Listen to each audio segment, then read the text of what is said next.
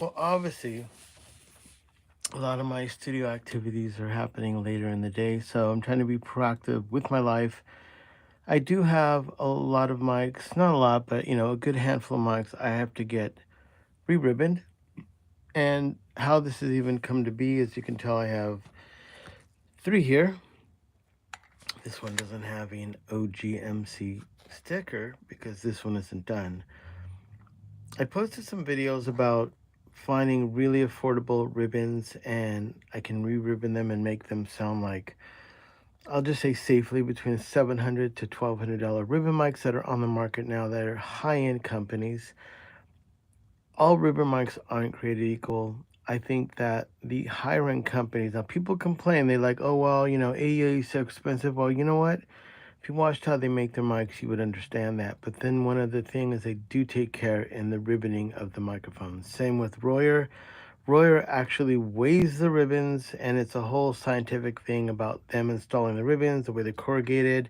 And then you get the Coles, which use some of the thinnest, which yesterday I did a Coles, some of the thinnest ribbons in the world, but those mics are some of the most expensive mics in the world for ribbon mics. So the variables come down to the quality of the build, and then it comes down to technically the installation of the ribbons. All right, which brings us to this. So these microphones that I'm sharing, I'm trying to keep my phone out. I had it charging. Let's uncharge it for a second. These are on the market. They don't make these. These could be 10 years old, maybe 15. I'm not sure of when these MXLs first came out. They're not sought after. They're not considered vintage. They should be on no one's radar except for me telling you right now that these are fucking cool. I was first brought to these attention when Earl Houston, my partner at my ribbon band company, when I first started cutting ribbons, he was nice enough to entrust me with like 12 ribbon mics that were all from, Nady, Apex, some tape op ribbons that were, um, I forget the name of that company, and some off brands from Europe. And then he had a bunch of MXLs. So because to be kind of like to know what am I actually doing before and after, and even today I still do it. I check the mics before, and I'm like, okay. And then it'd be really obvious really quick when the ribbons weren't that good. And then sometimes they were just okay. I was like, oh yeah, this is a good sounding ribbon. So when I would replace the ribbons in them out of just, trying to learn more about doing this, we're talking about 4 years ago, maybe 5. When was the pandemic? I think it was somewhere about the middle of that. In the beginning, I started to pursue ribbon mics designing. So, anyways, I would come across. So I did his. I was like, oh, that's great, Mike. And Steve Albini showed me how to record. So I'm from the world of Buyer 160s. Now I love BK5s. But at the time, my only experience with ribbons were really loving Buyer 160s. And then I was luckily enough to have been able to use most of AEA microphones, which we're talking N22s, RD4s, and 8s, and then probably one of the greatest ribbon mics in the world I consider right now is an R88 stereo ribbon by AEA. You cannot go wrong with that mic. It is fucking insane. But anyway, so back to this. So I re-ribboned a bunch of these, and as I would check these ones, I'd be like, holy smokes, like what is going on? And like finally I had a pair of for myself. I kept them at my studio. Somewhere in my videos you can find some drum checks, some guitar checks. I really fell in love with these microphones. And no one knows about them. I'm telling you, as much as I can scream out to the world, it is not going anywhere past the 2 people that are watching this. So, hello. So back to this. So what people do now, of lately, hold on a second. Hold that thought. I'm grabbing a mic over here to the side. Trying to keep everything within reach. These are MXL R144s. I know I'm talking in the blue about these are brand new. Same mic, technically, but these are the originals.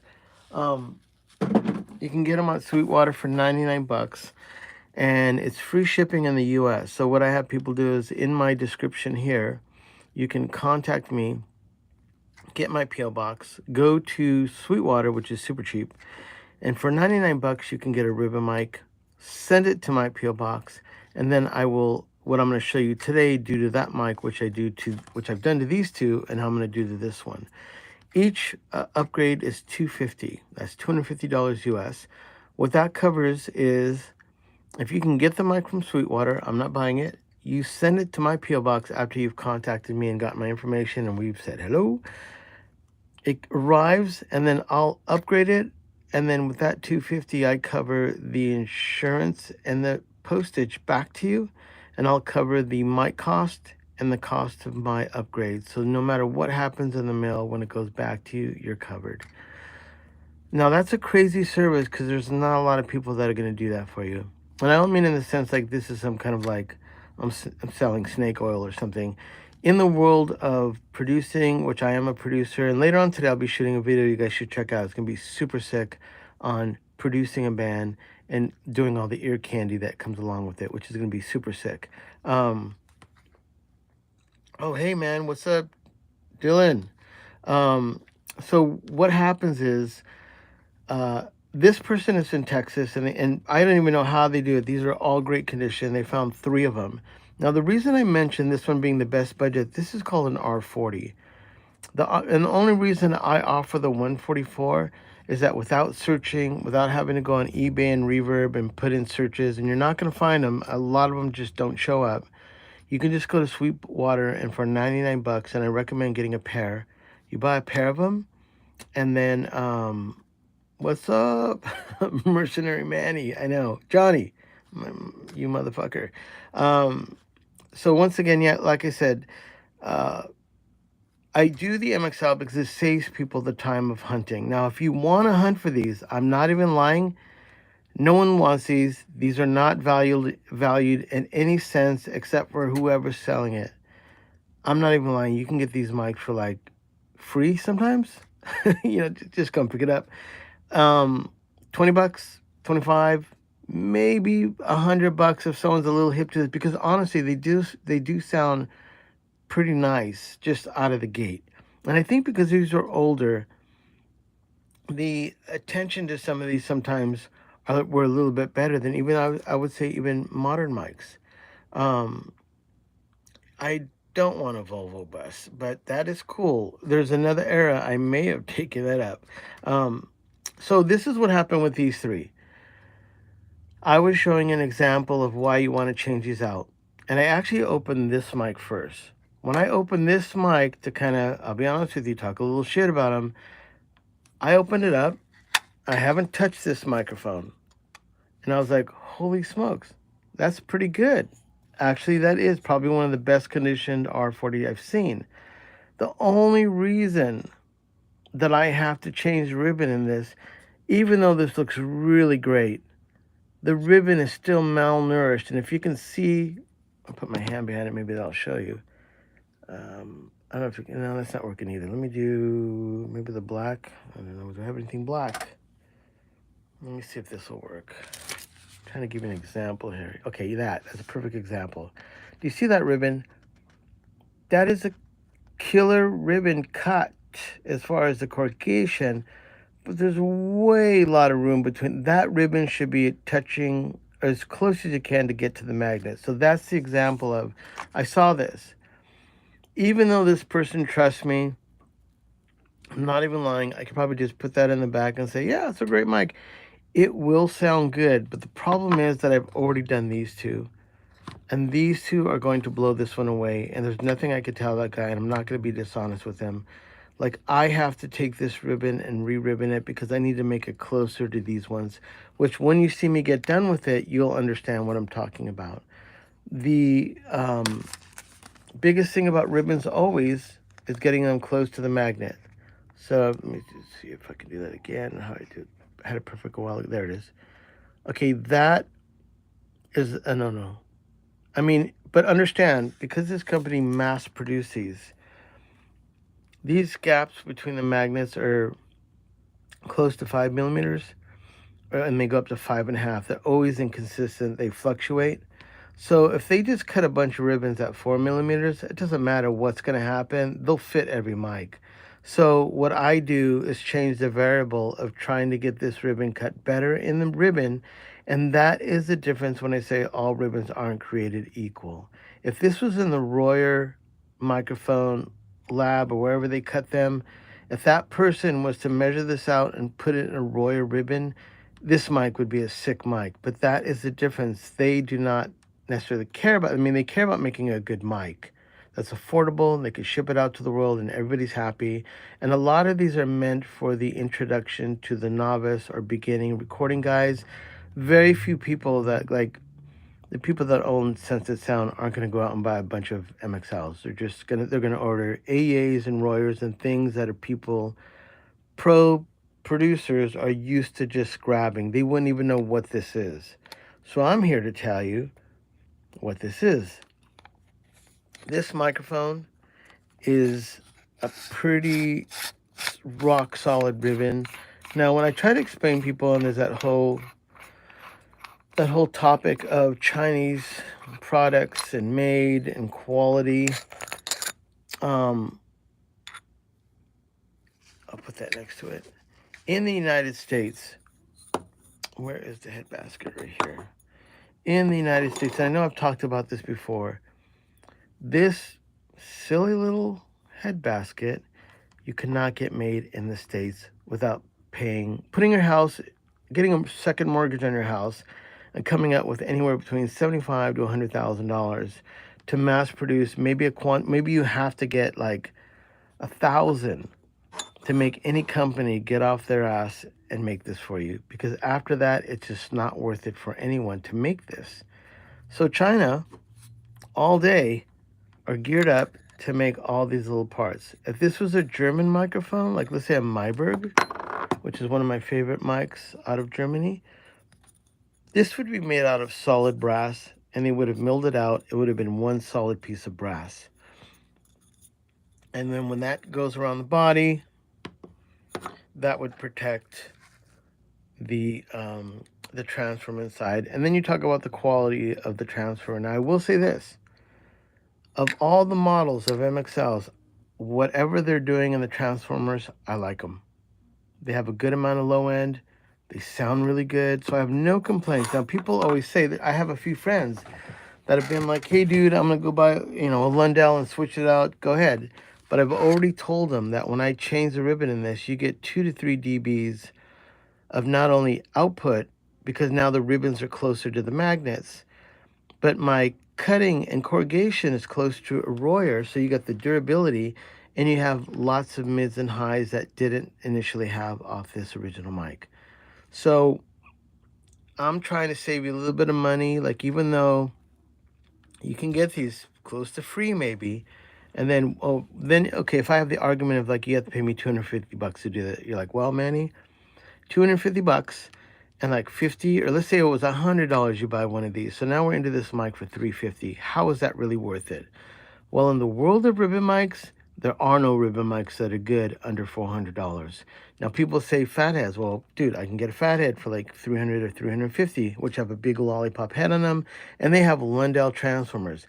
The fatheads have the same ribbon as this. They're probably done in China, and as much as like these ones were just wasted. Almost every fathead I've opened up has a terrible ribbon inside, which means it's fine. It's kind of like making a bad ribbon mic loud. Because you put a Lundell in there, it's just screaming. You put a drum set, oh my God, that sounds heavy. Yeah, but if you were to change out that ribbon, now you're talking AEA R84, AEA N8, Coles, which I just did one yesterday. You start to upgrade the ribbon, and then you're talking about all the Royers. Even though this has kind of a larger head basket, and I think it has a more of an open, big sound, if I was to put this into a cylinder mic, like the way Royer, after my corrugation, I guarantee you it would sound close to Royer. The only thing I couldn't do, which because I didn't make this mic, is that Royer has a patent that, if you can imagine this being the magnet, which the magnet is on the other side of this, if you put a line down the center of this, a Royer microphone ribbon, if this is the front, is moved closer to the front. So it's not down the middle, it's a little bit forward. And that's their patent. So you can't do that or you're going to get sued. And the reason they have that is, like, for instance, on Royer, if this is the front, and the sound is going this, I mean, whatever the sound source is going this, okay, I'm going to, let's say a Royer's that way. Which is, it's kind of like a 57, the way directional. So if I have the sound, oh, well, let me change that. I'm wrong. Oh my God, I'm thinking of a buyer. A Royer was like this. So if the sound is hitting a Royer this way and the ribbon is moved forward, that's the sound, because I think as the high sound pressure hits it, if you can imagine this being moved forward, the optimum sound is in the middle. So if they move this forward and then the sound is getting pushed this way, every time you have this loud sound source, it's hovering in the most desirable part of the ribbon. And then when you put something really soft, it moves back, and it's not. And then when people talk about singers, they flip the Roy around, and now you have, because now the ribbon is moved this direction forward in the transducer, you have a good vocal sound that isn't too bass and isn't too boomy. That being said, that is the difference from all the little things that go in from a non-expensive mic to a very expensive mic. Now, just a few days ago, I did some Bumblebees. Those are kit mics. They're out of Europe, I believe. I was kind of shocked. High quality mics, high quality ribbon. I changed the ribbons in them. They were distorted in the middle. They came out so good. But when I went to change the ribbons in them, I realized that those were not really meant to be changed out. They're kits.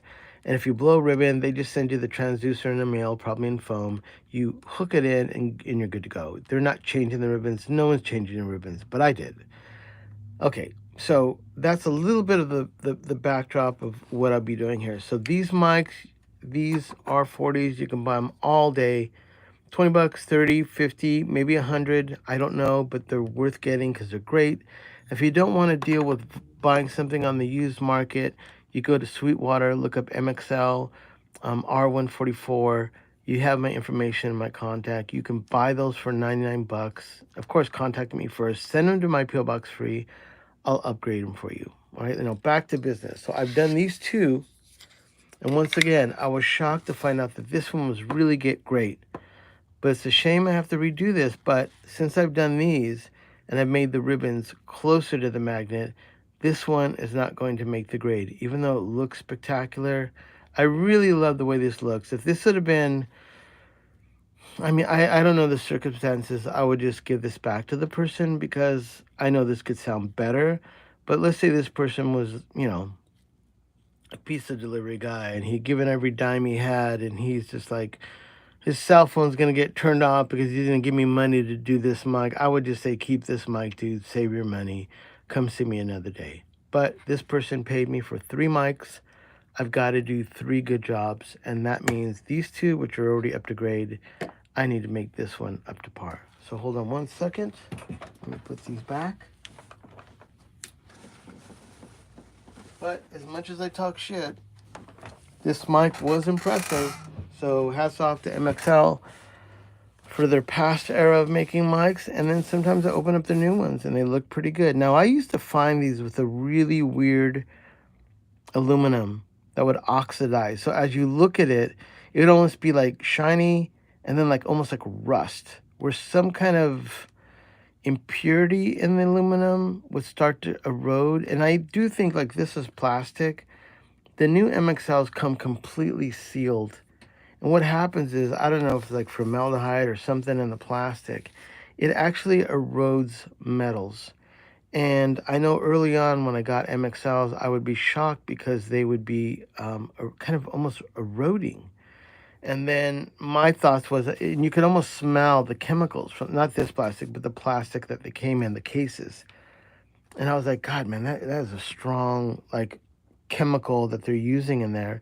I'd find these faded, almost like the chemicals are, and then when you would open them up, it's almost like they had a sunburn on one side. It was crazy. But now they come completely sealed in plastic. I will say, if you grab a 44, I would take out the plastic and maybe put a sock over this or some kind of silk. Or actually, if you drink like Crown Royal or something, you could put it in a Crown Royal bag and put it in there and reminisce about the night that you got fucked up drinking it. Hopefully, not drinking and driving. Do not ever do that. So, yeah, that is something that I know without saying it to the company. Let's see right here. Huddle Studio. The R144 that I sent you cost me $65. Got another one for 75. I will send that one later. Awesome. Thank you so much. Yes, I just spoke to my homie. He's sending me out one that I'm going to do. And like I said, it's a cool thing that I'm offering here because there's very few mics you can upgrade like that and get super spectacular results by just being able to do some work to it. And I mean the ribbon. I don't know how much longer I'm going to be doing this. I've designed my own ribbon mic that I'm going to be putting a lot of time into. But if I've done one of these for you, and I know who you are because I have your emails and we've already spoken and all that stuff, if you were to blow these after I've gotten these done for you, just cover 30 bucks, which is the aluminum is incredibly expensive, and pay for the postage, and I'll always fix your mics for you. So it isn't like you're going to give them to me and I'm going to be like, forget you, man. I care about these mics and I care about the people that get these, and I'm hopefully people can send me some results of, I have a lot of people that have written me how much they love these. Stella from a band called Warpaint has a pair. Aaron, he's in a band called Early Mart. He worked on Elliott Smith's last record. He has a bunch of my mics. He has actually some Coles, some 160s, and maybe four of different. I think he has the R44, the silver ones that are like the anniversary models. Real quick, I got to take a drink of my. I know I always do my Pellegrino, but this Pellegrino, I've spiked it with some black cherry made with real sugar cane. Now I just drink about half of my. I drink half of my Pellegrino, and then that's my coffee. I didn't have coffee today, so I'm getting my little sugar shot. Anyways, cheers, everyone.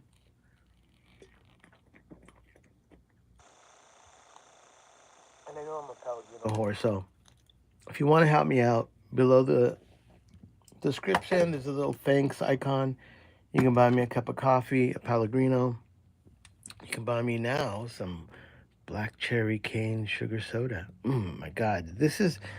Now I know I'm probably older than all of you. It reminds me of when I was a kid, and you would go to the little ice cream places, and they would have their fountain sodas that were made real.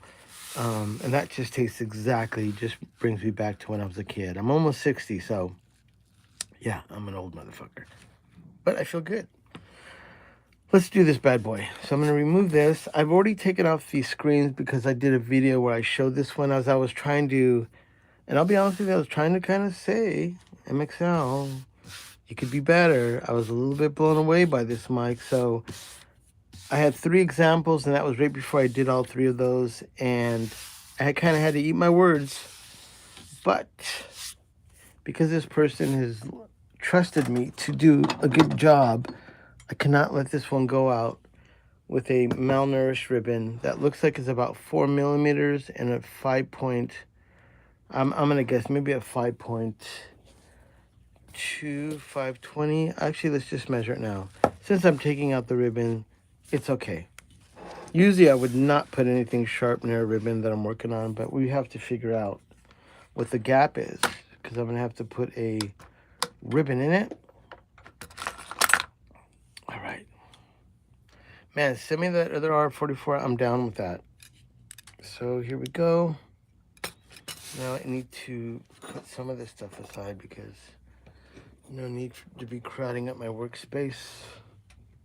Okay, so now we're going to measure the gap, and this helps me cut the ribbon. I'm going to make a guess. I don't think I measured this on the other show, and even if I did, I wouldn't remember. That was like maybe a week ago. So I'm going to check this out. Let's see if I can do this. Let me loosen this first. I'm going to say 520.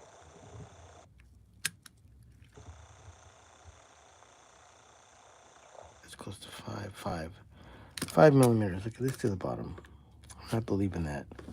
Actually, I need to put it in my closet. That is just not working.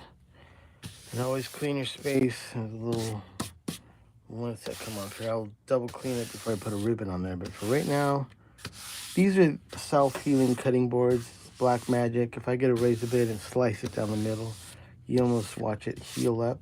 I don't know what that is. I don't know what kind of... Okay, let's see here. Let me get my clamp. Where is my other bracket? Hold that thought. Hold that thought. Where are you? Hold on. I am missing... Oh my God. I'm just fucking out of my fucking mind. I'm looking everywhere except right in front of me, and here it is. Jesus, don't tell anyone. Hey, Paul. Well, that's a good deal. Do you do two? Oh, you know what? I've done Reslos, and the macaronis are insane. Yes, I did one years ago, but the Reslos, and you know what's shocking? I'm going to be honest with you. Reslos have a lot of hype because of the Beatles stuff. They technically don't sound that great. So a guy sent me his Reslo, and he's like, I don't know, I know these are like people, blah, blah, blah, blah. This, I actually don't like this one. I think he had it re-ribboned somewhere in the U.S. I don't know where. He sent it to me, and when I got the Reslo done and I sent it back to him, he was kind of like, holy shit, this one sounds amazing. And yeah, I can cut those as well. You know what? I just did a Buyer 260. I think it may even be in one of my videos. Yes, Buyer. I've been doing Buyer 160s for about 3 or 4 years. I do Buyer 500s. I did a 130, and I will do Buyer 260s. If you're gonna send me something from Europe, and depending on the postage, depending on what you send and how much weight, when you send it to me in the U.S., whatever that is to get it to me, just add that and I'll send it back to you. And I'll try to work out a price that'll work out. If you're sending me more than one mic and you're sending me 2, 3, or 4, whatever works out, I'll try to work out. I'm speaking to Paul. Paul, if you can, in my description is my email and all my social media. Send me a message there and let's just talk about, if you are it doesn't make any sense for you to send me one, and I can just only tell you that I've done Reslos. I make them sound great. The macaroni is a heavy microphone in the sense of weight and shipping, so think about that one.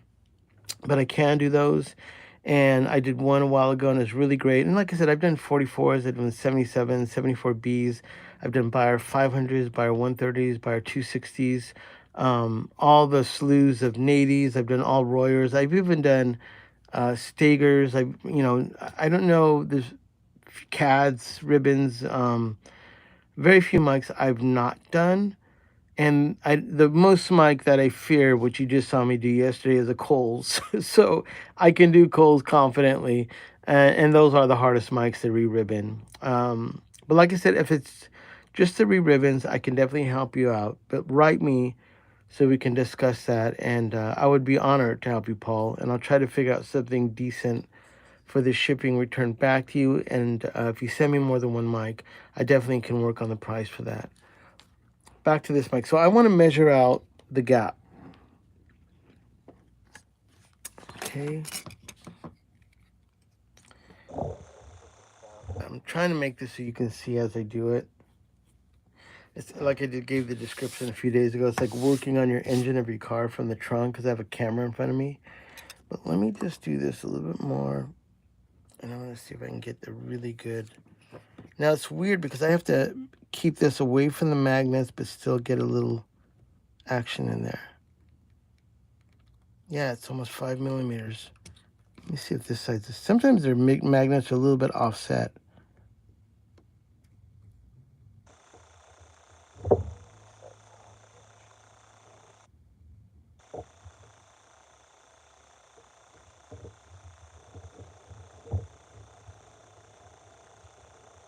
That's almost 5 millimeters. That being said, that ribbon looks like a 4 millimeter in there. So, oh man, thank you, Phil Folk, for sharing that. I appreciate that. Paul, thank you, Paul. Please say hello to me, and we can get you sorted out. And like I said, I'm super proud to always work on Reslos. I was really kind of obsessed with those for a while, and I wanted these Reslos because I love those shots of the Beatles using them. When I opened them up, I was a little bit shocked. I was like, okay.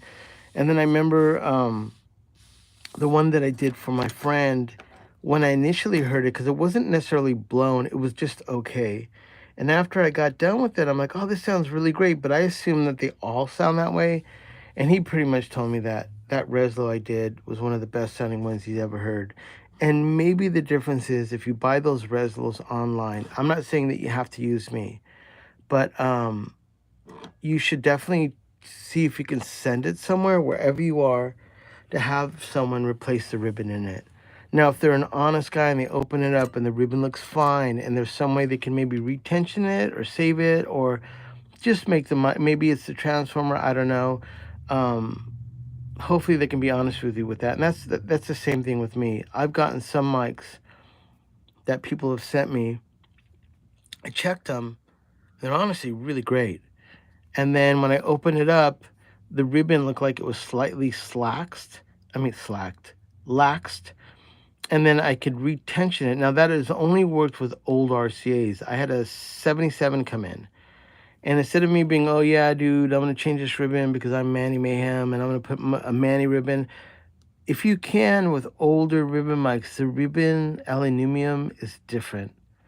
Like I think some guys at Royer and ENAC and maybe Coles, I don't know if Coles got, AEA used to have a massive stockpile of older ribbon, which the quality is way better. So for a long time, they were putting aluminum that was from the 50s and the 40s in it. It's different and it's really good. So don't destroy an old mic if it doesn't have to be. And I think sometimes you may be able to get away with recorrugating because the ribbon is just made so well, so durable, so pure. So yeah, I'm not necessarily a hater on older vintage mics. And like I said, there's a lot of places that can repair them. So if you have let's say you had a Coles and RCA that was smashed, it's completely dented up, and there's the cord's been cut and the transformer's ripped out. There are people in the U.S. that can help you get those. People that have, old stock parts. I'm not that guy. I'm a producer in Los Angeles that happens to love doing ribbons, and I'm offering a service to my homies and my chicas if they want to get a high quality ribbon for a good price. And because I wanted to learn, so here's what I'm going to tell you. My own ribbon mic company, which is OGMC, which is, I don't know if you can see it, but it's right here. I wanted to design my own ribbon, so I'm about to go into manufacturing of one of my own ribbon mics. I started 4 years ago. I was a little bit arrogant when I first started doing these. After I had done 160s, I'm like, oh, I'm such a stud. I realized of all the varieties of ribbons. And I didn't want to limit myself to my first ribbon mic I was making. So I basically stopped. I had 3 partners, and I said, listen, we're not going to move forward with manufacturing a ribbon mic until I really figure out as much as I can about ribbons. And it's kind of like that theory of a guy that's going to build a race car. Unless you've won Le Mans or the Indy 500, or even if you're racing go-karts and you're the go-kart champion and then you decide to build a go-kart, that's the road I want to take. I want to walk the walk. It's like if you're going to build a motocross bike, you better be the BMX champion.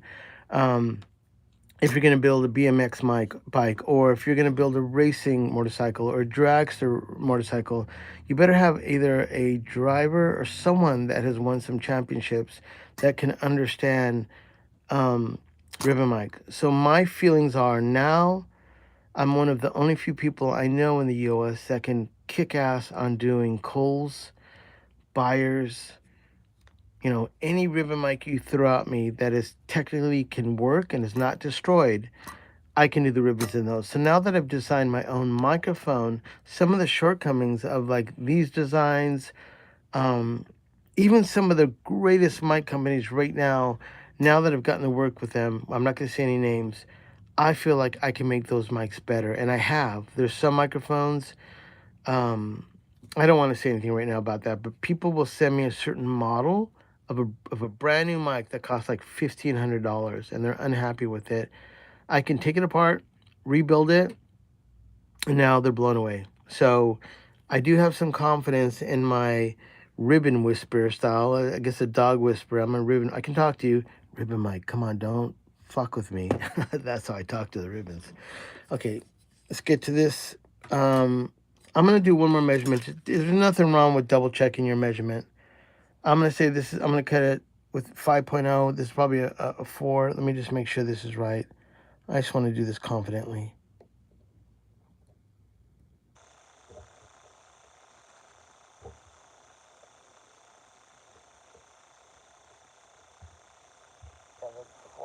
And that's 5. Okay, holy smokes. So we're going to flip this around because I do have to remove the ribbon out of this. Now you can say it's kind of enjoyable. People are so in fear of ruining ribbon mics, and now in my life I'm just like, oh yeah, what do you think about that? How about putting a little Allen wrench to it? Oh no. Oh no, Manny. Don't do it. I just did it. I should do that. Let me use my plastic tweezers. I just did it. We ruined it. That was my little fun for the day. That felt good. Because I'm going to change it right now. Give me 1 second. I'm going to have a shot. Let me put my cherry soda back over here. Let me get my Pellegrino shot. And also, if you do have any questions, man, I'll try to hit you back, because once this posts on YouTube, look at me talking. That's how easy they move. Once it gets posted, I lose these messages. I haven't figured out how can I see these.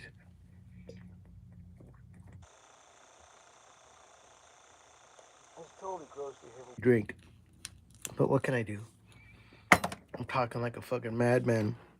I do these sometimes, and it's like one day I did a whole thing, and I look at the time and it says like over 2 hours. I was like, oh my god, am I insane? What's wrong with me?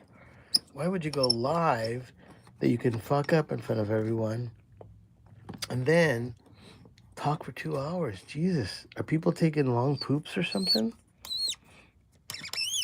Dylan, there's a button on the playback, top chat, and live chat. Okay. We'll have to do that. I'll have to figure that out. So, I'm going to raise this a hair. If you see my knees, I'm wearing shorts, so don't think I'm all creepy. The only hardest part about doing these is I have to turn off the air in my studio. And, you know, most studios are sealed tight. It becomes a little bit of a hot box. But you know what, though? It's worth it. I love doing this. All right, let's remove these little brackets. I'm going to keep them safely in my British bird's nest of a... I don't know if that was... On the bottom of this, it says it was... the British Museum of Natural History. That's where this is from. I love it. I used to have a toucan, so I have a thing for birds. My friend had a band called Secretary Bird, and it was such a cool picture of the bird.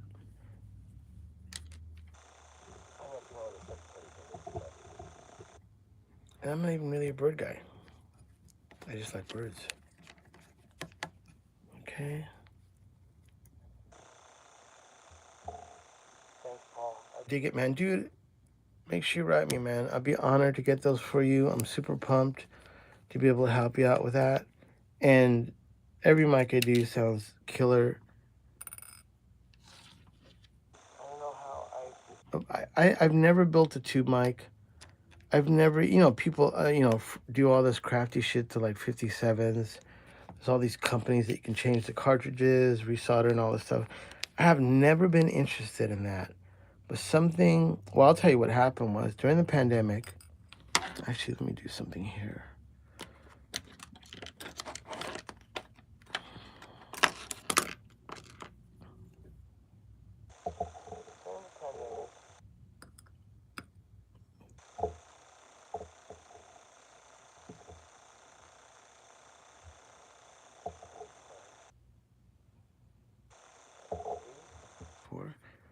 And also, as I'm taking this apart, let me just show you. This is a plastic, and this is brass.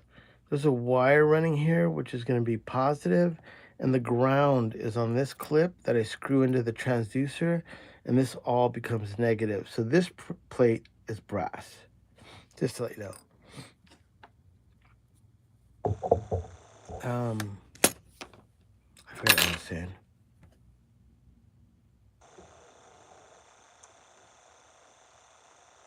You know what? I can't show you my mic yet because I'm gonna be honest with you. I'm gonna get fucking ripped off. Because this design, I will have the first mic in the world built this way, and people are gonna get freaked out, and all the big mic companies are gonna do that. Now, the only reason I say that, I'll put that disclaimer out right now. I love these mics called MyLab. They have rectangular capsules, which is incredible. I had a MyLab, I think it was V something, I can't remember the name. It was the same one Michael Jackson used. And I was hanging out with the guy. So this is the ribbon from them real quick. Oh shoot, that tells you how easy they do that. Hold on.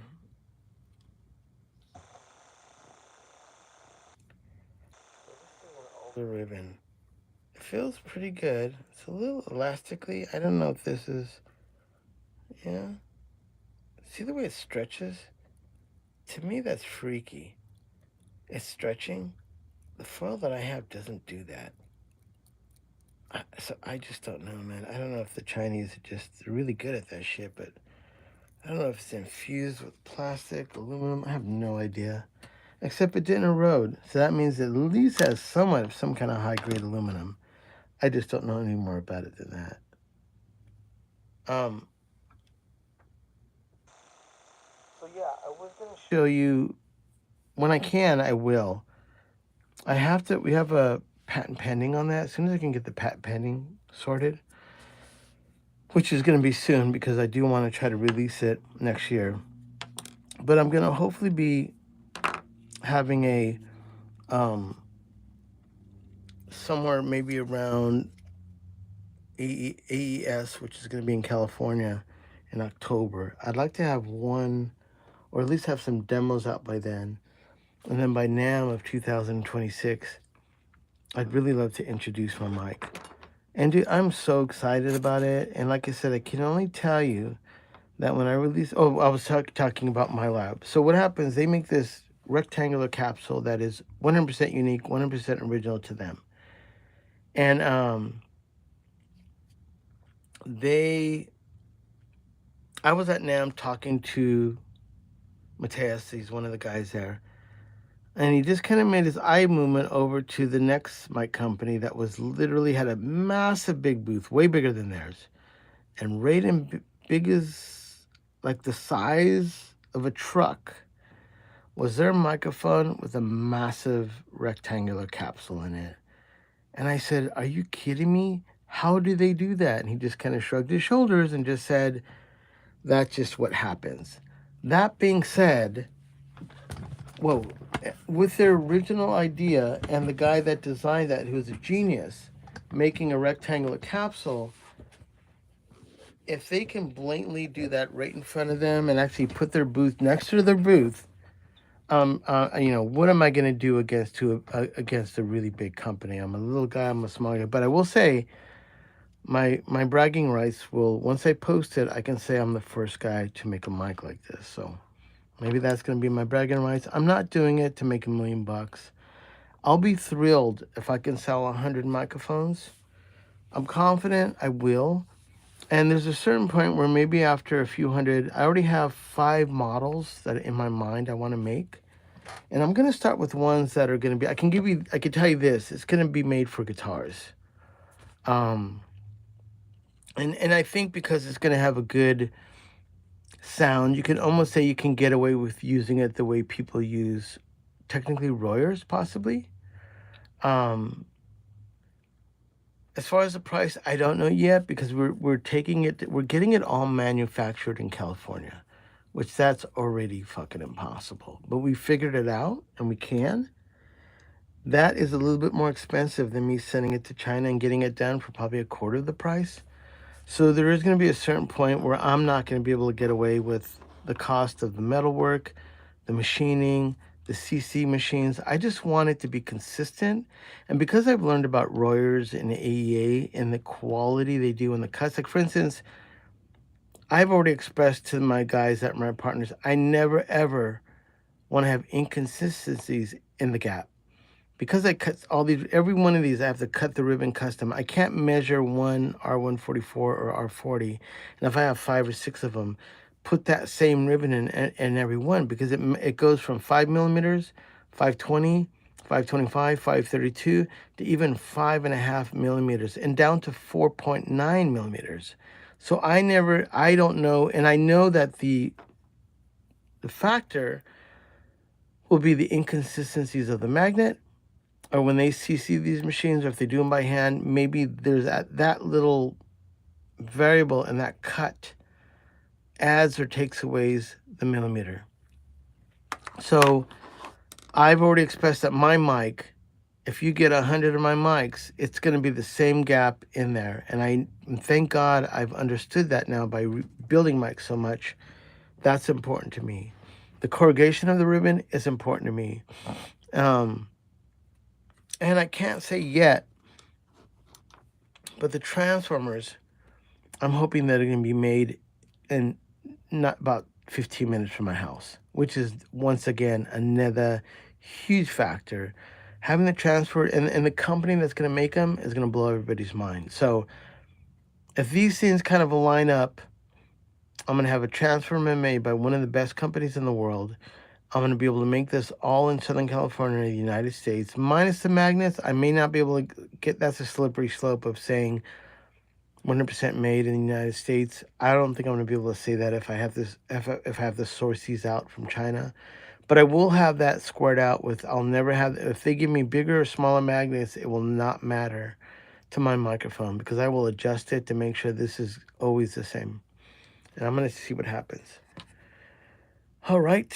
One more drink, sorry. You guys got me going today. See, I'm already 47 minutes into this, and I have not put the ribbon in. Oh my God. Oh boy. Let's see your fiddle. I can't wait to see you ribbon mic design. I own an AA R88. You're lucky, and an AA R84 and a Golden Age R1 active. Now I will say this: your Golden Age, check the polarity. Everyone I've gotten is reversed. So what you think is the front is really the back. And that's the problem. If you put that on an overhead of drums, it's going to be out of phase with the kick drum. And also, like these Chinese mics, that ribbon in that Golden Age is serviced maybe in China.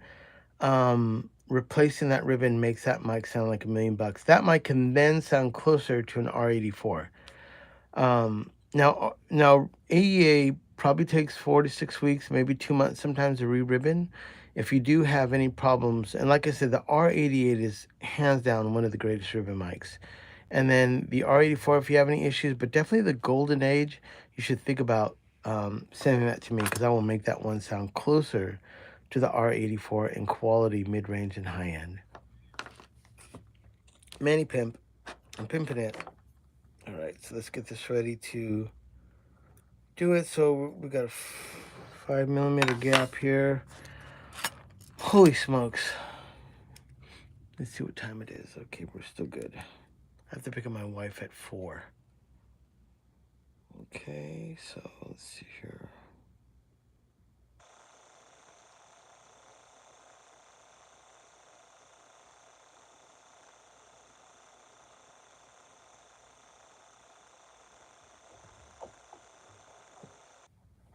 I have a stash of papers. Now I have separated my Cole's papers from other papers, because that is just some other shit. I don't want to ruin this. So this is 2.5, which is one of the thickest ones you can put in. But I'm making these mics so they're durable. I do want, now initially these mics, I would recommend always using a pop filter. But I do want people to be able to put these on a Marshall cabinet about that far. And because of my corrugation, I believe it's closer to like a Royers. I think that I'm trying to make these mics so they're durable. And if you have this done with me, it's going to last you a long time. And like I said, if you blow it or something happens, you'll always, even when I have my company, I'll know you. We've already emailed. I've seen that you bought the mic. I'll change out the ribbon for you and put a new one in so it's not tired. Ribbon mics are like tires of cars. If you buy a BK5, which is a vintage ribbon, everybody, all my guys that are pro guys, they always say, I don't really like BK5s. No shit, it's 1950s and you never change a ribbon in it. It's like driving a car. It's like driving a vintage car and you've never changed the tires in it. Everybody changes the tires. Well, ribbons are the same way. You have to, if you get a BK5 and you put a healthy ribbon in there, now I understand. Like when you listen to Black Hole Sun by Soundgarden, that's a BK5 on the guitars with like a Sennheiser 421 or something. And that was, I mean, a BK5 kind of changed my whole perspective on RCAs. I'm not going to buy a 44 because I can't afford it. I would buy, I'm working on getting an R88 because I do believe that is one of the best stereo ribbons on earth. And I'm not getting it to copy it. I don't have a stereo ribbon mic in my world. I'm not thinking at all about making a stereo ribbon mic because they've already done it so good. All the ribbon mics that I want to make are to build on a design that could be better than what you can buy. If I can't beat an R88, there's no fucking way I'm going to join that club of trying to make a stereo mic if I can't beat that mic. And I can't. But I can beat Buyer 160s. I can beat some of the, I'm not going to name any names of some companies, but I can beat the quality of them even by me replacing their ribbons with my own style of ribbons. So, as you can see, I'm cutting this at, it was 5 millimeters. I'm going to try to get away with 448. That's really close. But that gap of the original ribbon was probably 4 millimeters. So I'm almost adding a millimeter of, what am I talking about? That's half. Wait a minute. That's wrong. Son of a bitch. Hold on.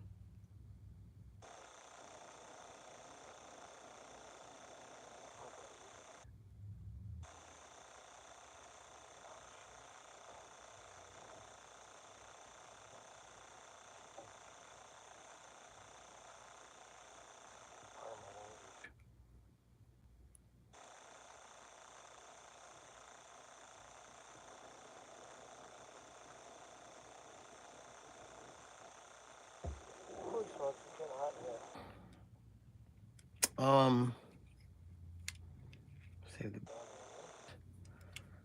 Whew.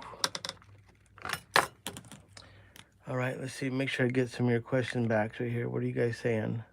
I don't want to miss anything. Are you hand building everyone? Yes.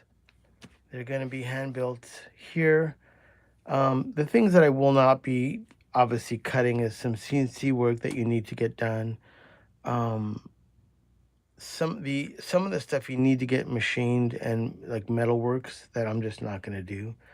But we have a 3D printer and I actually 3D printed my mic. Even with it 3D printed, it sounded so fucking good. So yeah, you can do some 3D printing and get away with it. Not the ribbon. I just 3D printed my first ribbon motor housing. You know what? If you're gonna print up your own ribbons, have fun with it, man. I really like. A bigger ribbon doesn't necessarily mean a bigger sound, but it always relies on the magnet, the transducer, how does the sound enter the mic, so many variables on what makes a ribbon mic sound good and why some companies are like, better at others. It's fucking crazy on all the variables on that. 1 second here.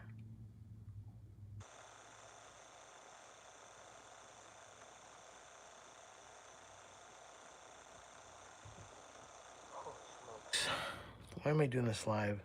If I mess this up, it's my own fault.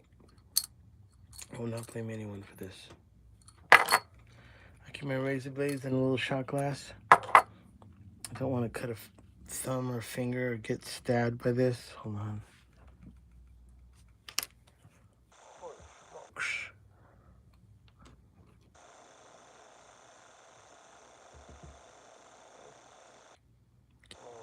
Now when I get serious, I fucking shut up.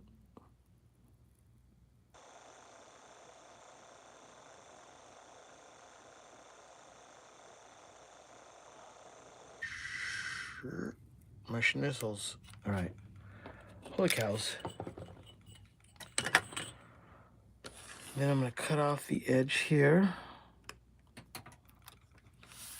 Put this back safely to my little area. Then remove the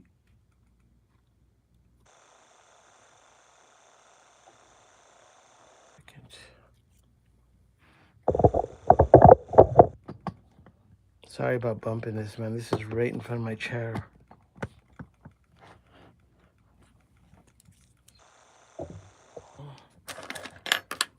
Put that razor blade away. You know, I the other day I was working and I had these out and they were facing up like that. And as I was moving around here, I went to put something up here and I could feel like magnetized. It wasn't, maybe it was the black ones. And I felt like, what was, and I turned my hand over and these were embedded between my knuckles. I was so into doing the ribbon. I stabbed myself, had no idea that I just stabbed myself, and was wondering why my hand felt weird. Hold on a second. Hold that thought. Oh man, it's so hard to get that paper away from the other paper. Give me 1 second.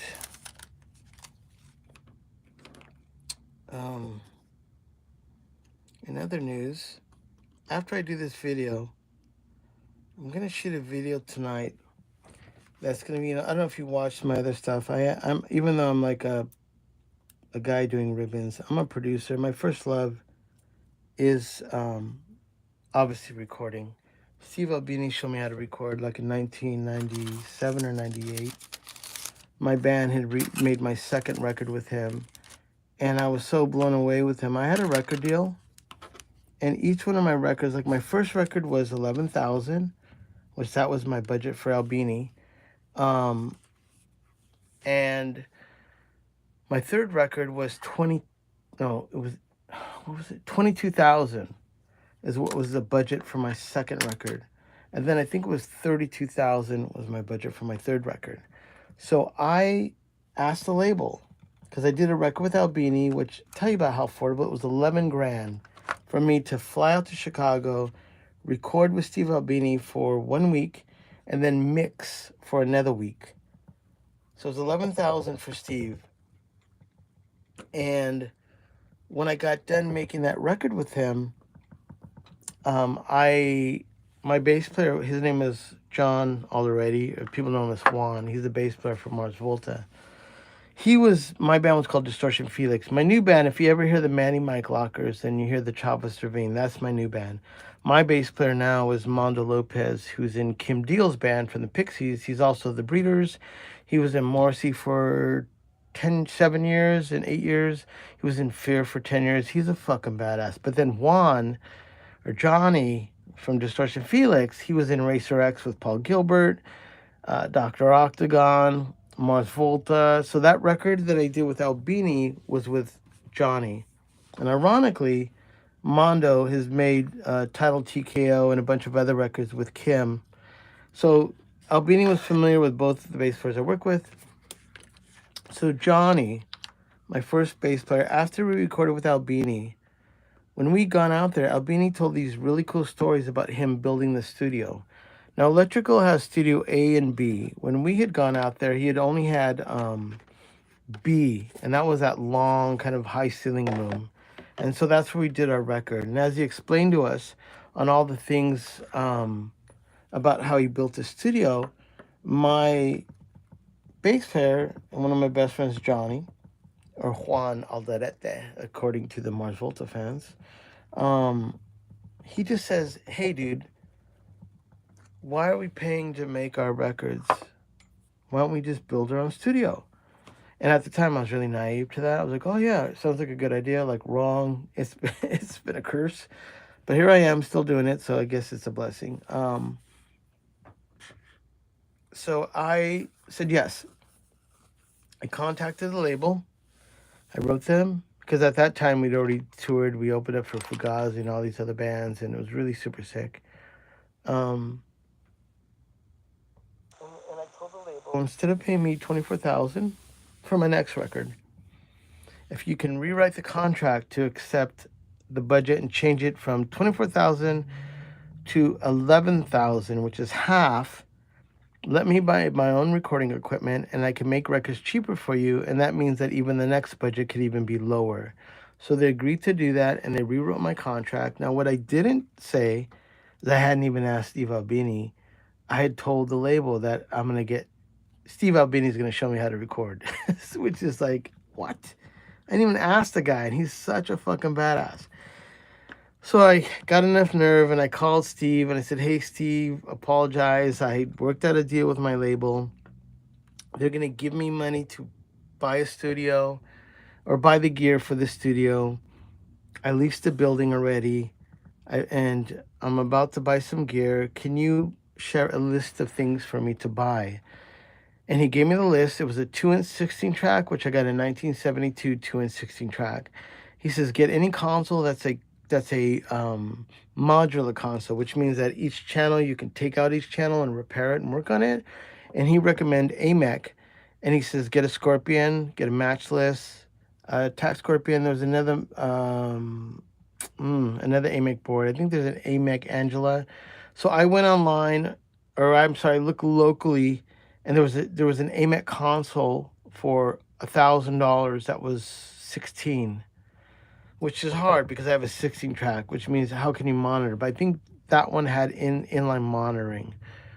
And then so I got a Tac Scorpion, I got the machine, and then I had to work up an effort to say, oh, and by the way, I told the label that you would show me how to record, and that's why they gave me the money. And he just kind of laughed about it and said, okay, I said, can I fly to Chicago and just be a fly on the wall for maybe a week? And he let me do it. I slept down in Studio A, and they just, by the time we finished our record and I flew back there maybe a year later, he was already, Studio A was open, which is a beautiful room, had all these, like, you got to look at the electrical side, it's killer. So then I went out there and he showed me how to record. But really quick, let me answer some questions. I see some stuff coming in. Are you guys telling me to be quiet and get my fucking ribbon done because you guys all have lives? Let's see. M. Johnson. I just 3D printed my first motor. Oh, yeah, we got that. Thank you.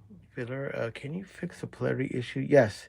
It's just the wires. I have to resolder them and reswitch them, but also I need to check the polarity on these. I have this thing called crickets, which pulses, and it tells me for sure reverse polarity of any mic. So all these mics that I do, I check the polarity to make sure the front's the front and the back's the back. Only with ribbon mics that really actually it doesn't matter because I have older mics from the 60s and the polarities because of the pin too hot thing. If I have some AKG 451s or my AKG 224Es, those ones are reverse polarity. So I have to make sure when I do my drums, I have to hit the polarity and switch the polarity on older mics. Sometimes 67, sometimes, I'm not even lying, run your whole system through that polarity because what happens is, I'll just say it, fuck it. Stam Audio, some stuff I've gotten from them, been their compressors. The polarity inside could be switched with the transformer, left, right. Something happens, and the polarity is switched to those. And there's a lot of other mics that are out there right now that I don't want to say their names. You'll never know it, but the polarity is switched in the microphone somewhere in the body. It got switched. So yeah, I can do that for you if you want to send that out. Why not put a thinner ribbon in it? Well, I explained that a while ago. If I put a thinner ribbon in this, I can get a sound that may be a little bit more sensitive. But the problem is that I don't have a lot of confidence in this head basket that it's going to see right through it. That's not going to protect the ribbon. So I put a thicker ribbon in it, but I also corrugate it like a Royer. Royer doesn't have too much more in their microphones, but I need to put a hardcore ribbon in there. And my ribbons do get more mid-range and more highs than a normal ribbon mic. So I'm using my skills of making a better sounding ribbon that I can then put a thicker ribbon, which sounds closer to a thinner ribbon in fidelity, but now it has the durability of a thicker ribbon, if that makes sense. I'm not even lying. I trip out that I even could tell you that, but that is the truth. And I feel 100% confident in that factor. So before I do that, I want to clean both sides of this and make sure, and always when you pull a ribbon out, the magnets are just screaming to have particles fly into it. Just make sure that nothing on your workbench or your house is caught. And then also I did remove this tape that was here. And I want to make sure when I reseal it up with these screens, my tape that I install will be met with a clean surface.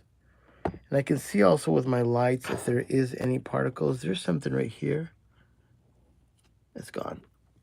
Let me just take one look at this before I babble again. So let me read some more messages. Why not put a thinner? I hope that answered your question about the thinner one. I'm really bummed me out that Steve Albini's passing. I know, man. Sadly, my bass player Mondo was making the last Kim Deal's record, and he worked with them on it. He had told Mondo that he wanted to sell his studio for like $3 million. He was so over it. He just wanted, like, I went to Steve's wedding in Honolulu, Hawaii. I've never seen him so happy. And ironically, I had never been to Hawaii. I didn't have shorts. I had Levi action slacks. I cut to shorts, flew to Hawaii, fell in love with Hawaii, and then I flew back there and I lived off the island for close to 8 years, recording all the punk bands in Honolulu because of Steve Albini. And I knew that every year him and his wife would go vacation out there. He loved Hawaii. And I think I feel bad, and it's sad to say, before he passed, I think he wanted to just sell his studio. He's done enough in life. He's satisfied his own search for music and art. He just wanted to play in the ocean and hang out and enjoy his life. Aw, dudes, thank you so much. Johnson, thanks for the coffee. I appreciate that. Let's have a drink. Toast to Mr. Johnson here. Thank you, man. So yeah, I'm crushed that Steve died. I mean, I can't talk about it too much more because I'm doing this video and I want to start getting choked up.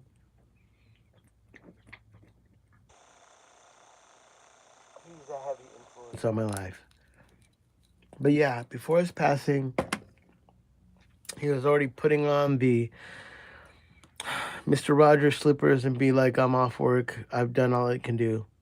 And sadly, he passed not soon after. I did speak with him on the phone. I had these ribbon mics that you see me doing. I had sent him and Kim Deal a pair of these because they were working on their record. And I was blown away that I actually called Steve about a month after Kim had left. And I said, hey, Steve, did you get a chance to use the ribbon mics? And he's like, man, we did. They sound really good. We used them on Kim's record. And I was so happy. And that was the last time I talked to Steve, which is about maybe a month and a half or a month before his passing. And then Greg Norman over at Electrical was kind enough, like a few months later, or maybe not, a year later, recently, he sent a picture and he tagged me on my Instagram of a drum set with this mic right around the snare and the tom.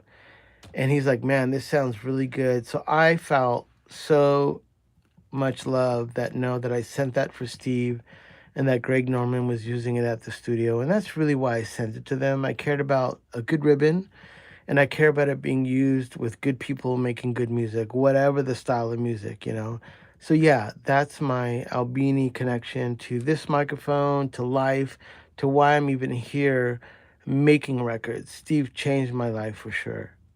Let me see here, check out one more message. I used to work at a studio that would always involve building studios. Yeah, Ava, so fucking sweet. I'm in the process of building out the studio. It's a nightmare. Yes, it is. I just did this one. Holy smokes.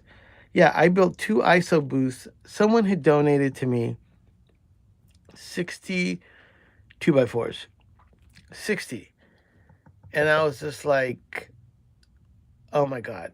Like, that's way overboard. So I had these ISO booths that have room. So all my rafters were filled with 2x4s.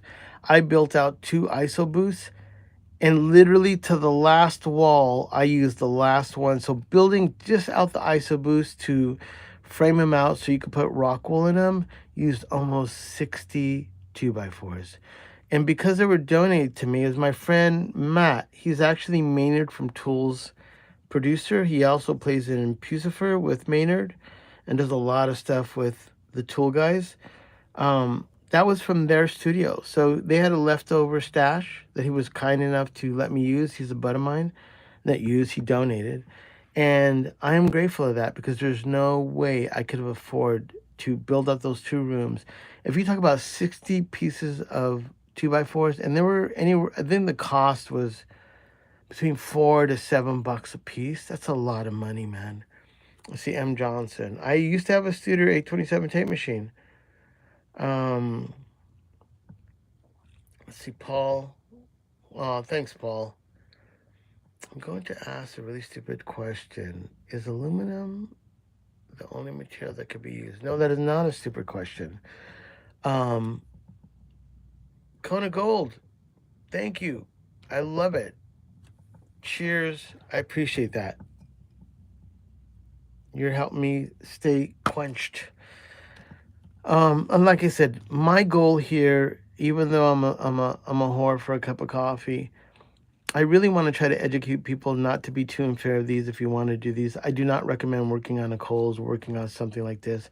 But my main goal is try to, either through my tutorials on recording or these, try to help people that just don't have enough money to get a high quality microphone in their studio. So my goal is that. That's pure what I'm into. Absolutely. Okay, let's get to this. So I'm going to corrugate this ribbon. This is the Manny corrugator. These cogs are different. You see them a different color. When you come with them, they come with 2 styles of this.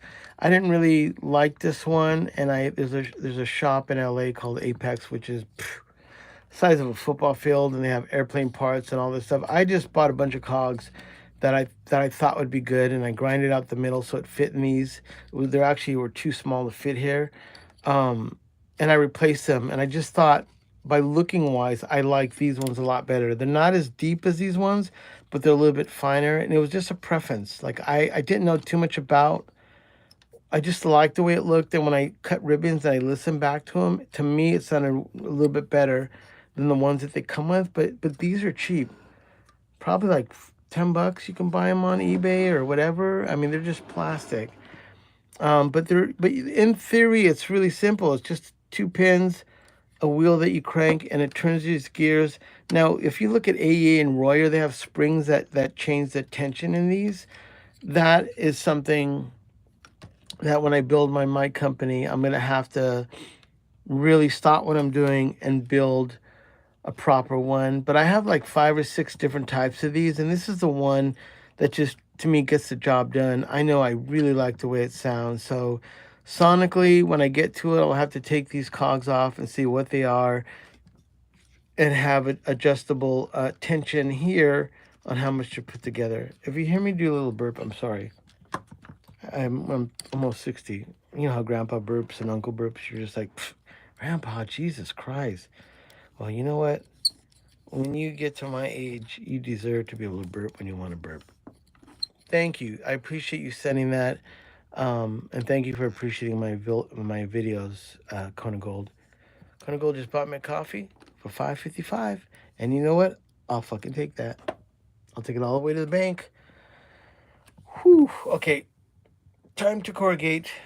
If I totally wreck this ribbon, it's just part of the game. I can luck out sometimes to get it one and done, and that happens more than not.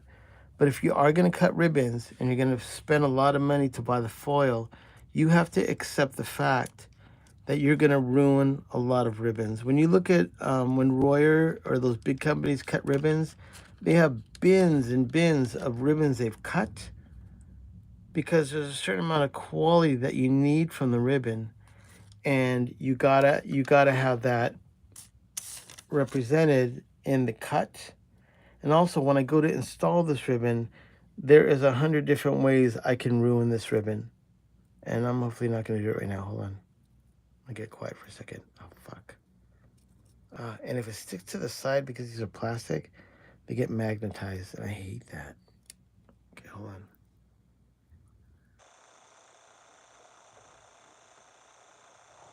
See, they get a little bound. Oh, fuck. Just broke it.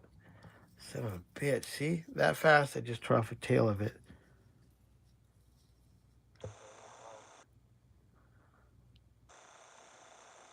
Now, one thing I will say, I didn't really speak about when I was cutting the ribbon, is these are 2-inch magnets. But the ribbon sheets that I cut, I want to say it's going to be 5 or 5.5, but I could be wrong. Let me see here. 5. They're 5 inches.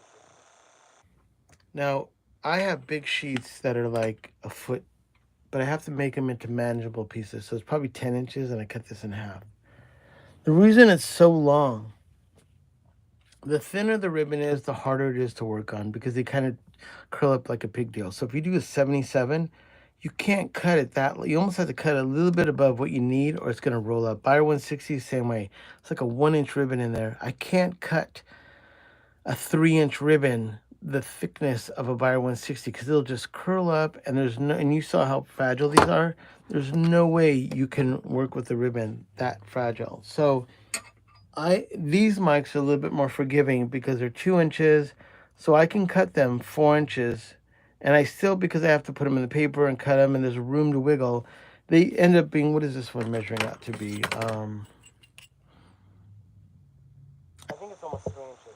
So I have an inch extra of ribbon, and as you just saw, I just tore off an end piece. So if I didn't have that inch, if I cut it perfect to this, it's never going to work. And I gotta have room to wiggle because you are gonna get this ribbon distorted a little bit. So now what I need to do about all the ribbons that I do, with a wooden clothespin, I need to stretch the ribbon. Let me answer some questions. Says hi. Thank you. Hello. I appreciate that. I appreciate 10 words. I'm really doing this because I love doing this, honestly. So I'm right-handed. I need to check my feelings here because I need to stretch this, and I got to make sure that I got this right. Okay.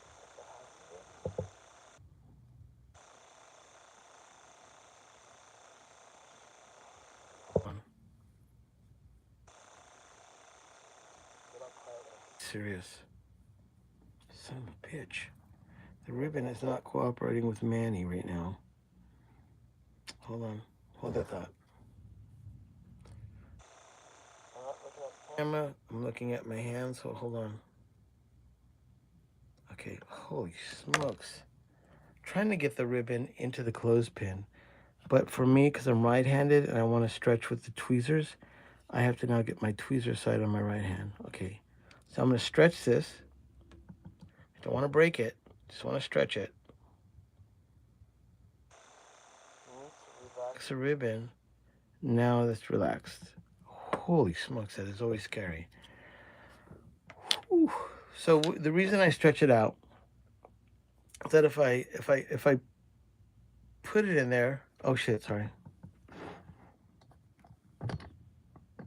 Trying my best here as I'm moving it around and kicking it around. If I was to corrugate that and then lay it in there, the first gust of wind or sound that hits it, that ribbon will stretch out and it'll never come back to its true form. So what I do when it's cut and it's like this, I stretch it out until it's relaxed with the teeth of the ribbons, kind of a little, just relaxed. So if wind hits it, they're not stretching out any more than what I put in. If I put them in tight and it looks good, even like I blow on it, the first gust of wind that hits it, they're going to stretch beyond the transducer and they'll be hanging out like a hammock. That's why sometimes I show you these mics and the ribbons are just shot out because I think they crimp them put them in there and like fuck it and send it from China over here. And then the first time you get to use them or the first gust of wind, it expands and it will never retract again because it's just sitting in there loose and now it's not in the center of the magnet. So these are all things that matter to me and important. So now we're going to put this. Now I could fail. If I fail, I may have to let this one go because I may have to leave. Like I mentioned, I've got to drive into Los Angeles. They'll go pick up the missus from work.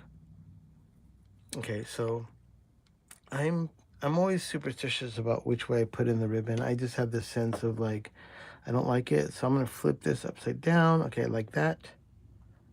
Okay, so I'm gonna drop it in now. Give me 1 second. I'm not looking at the camera. If I made it weird, I'm sorry. I'm sweating balls right now. Hold on. Oh, shit. Oh, fuck. Hold on. Don't lose faith.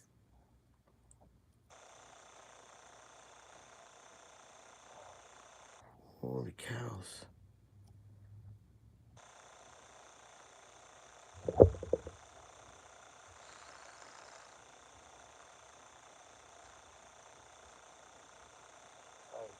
serious right now.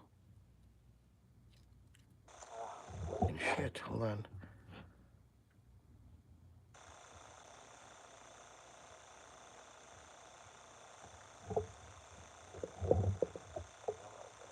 It's not doing what I want right now. This ribbon is giving me heck. There it goes.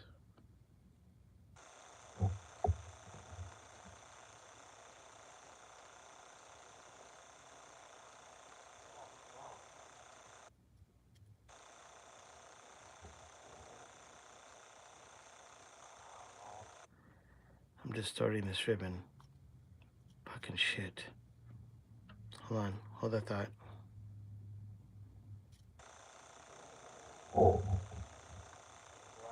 Doing what I want right here.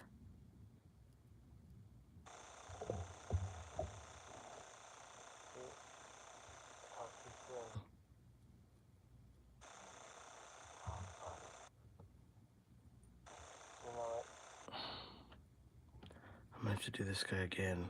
Son of a gun. I twisted it when I put it in and it stuck to the side of the magnet. Ah.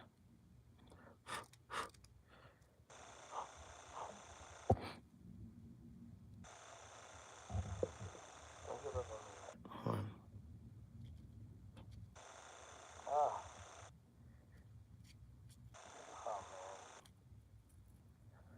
Holy cows. I think I'm going to have to do it again because that doesn't look good to me.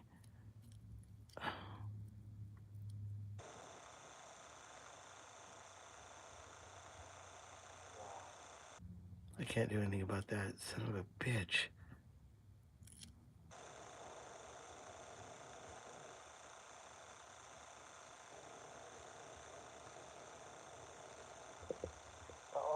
Waste.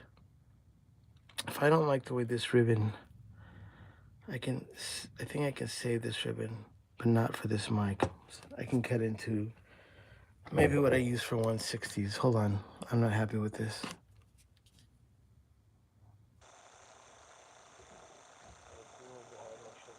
Any alcohol in it, or it's gonna stick to everything. And not, I mean, that costs a lot. I'm just like, it's not totally thrashed. That's 2 inches and buyers are 160s. I can totally make a buyer out of that, but it's just not gonna work right now. I know. I spoke too soon.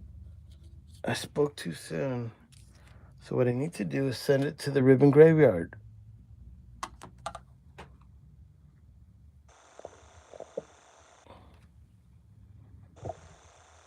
This is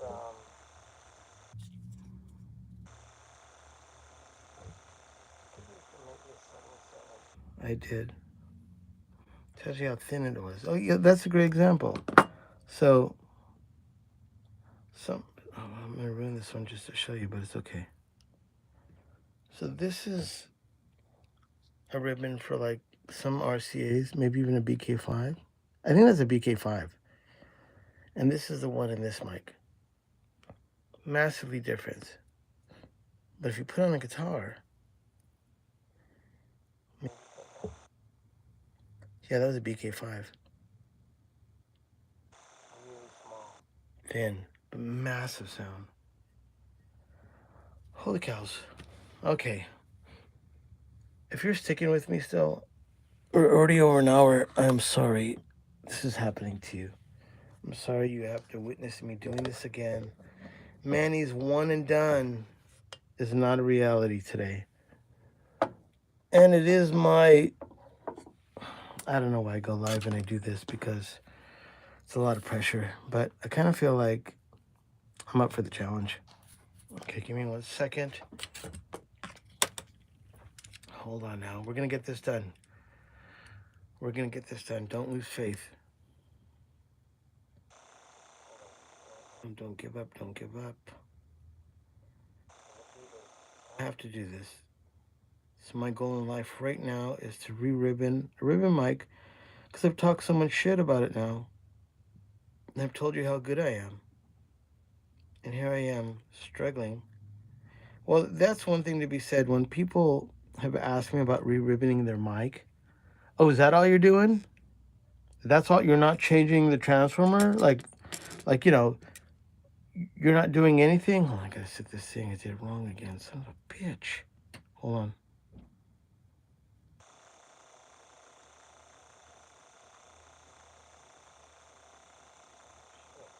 Battery in this is wigging out. All right. So, you know,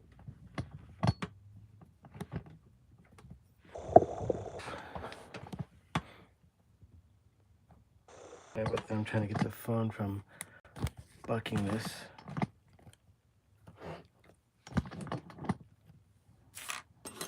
All right, so I need to measure this. If I somehow had to leave my car, my partner, which has a building next door, has a parking lot filled up with this other session. I just had this feeling, my spider senses tell me that he's gonna call me and go, dude, can you move your car? Holy smokes, I'm in the middle of a live YouTube. Are you kidding me? But I will have to move it. He's a sweetheart. If that happens, I hear them talking. Son of a bitch. Let me try to see if I can get this cut before. If I can't, will you guys forgive me if I run out and keep this live, move my car, and then come back? I am such a weirdo. I don't know why that's even an option. Oh my God, because when I do videos, you can edit them. So if I was cutting a video right now for later or something, yeah, I totally just edit that out. Oh my God, I can't believe that. He's gonna leave. He's gonna call me right now and be like, Manny, can you move your car? Okay, someone's gonna stay. Dylan, if you stay for me to go move my car, uh-oh, I hear a door open. He's gonna call me. Son of a bitch. Hold on, let's get this cut so we can get it installed now. Now I'm under pressure. Holy cows, Batman. I know he's gonna call me. Let's get that off. We don't need that. Phew, come on. No.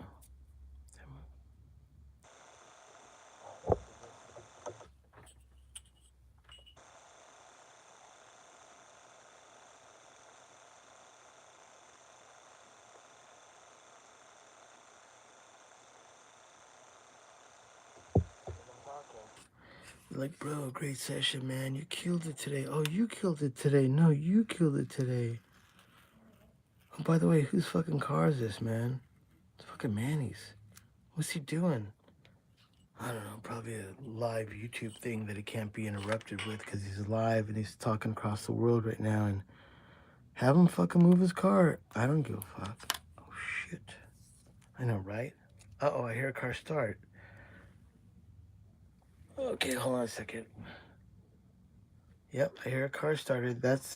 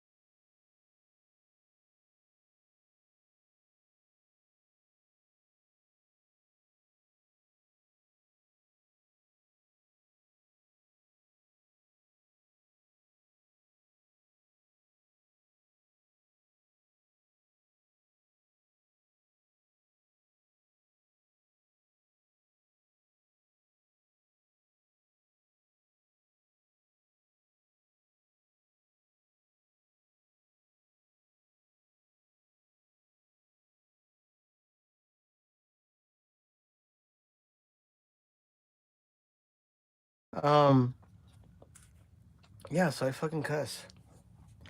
But initially, she was like really bummed at me that I did that. And I did my best, you know. I think I replaced me saying fuck with, what do I say? I don't even know. I use something that I just do. And, but still doesn't get over the fact that somehow after 55, I don't know if you lose your filter. You know, like your uncle would always say shit and you'd be like, Uncle, come on, man. Like you're embarrassing me.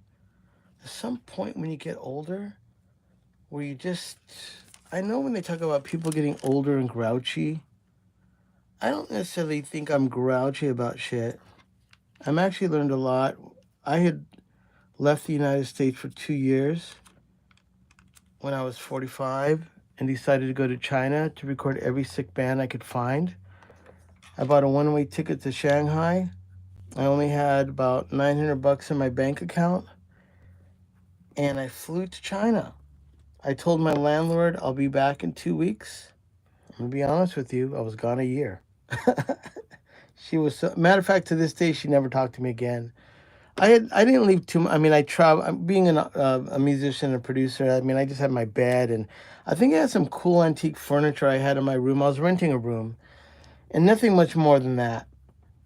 But I paid rent about 2 months while I was gone, and then after that, I'm like, it looks like I'm going to be out here for a year because I was flying in between Hong Kong, Shanghai, Beijing.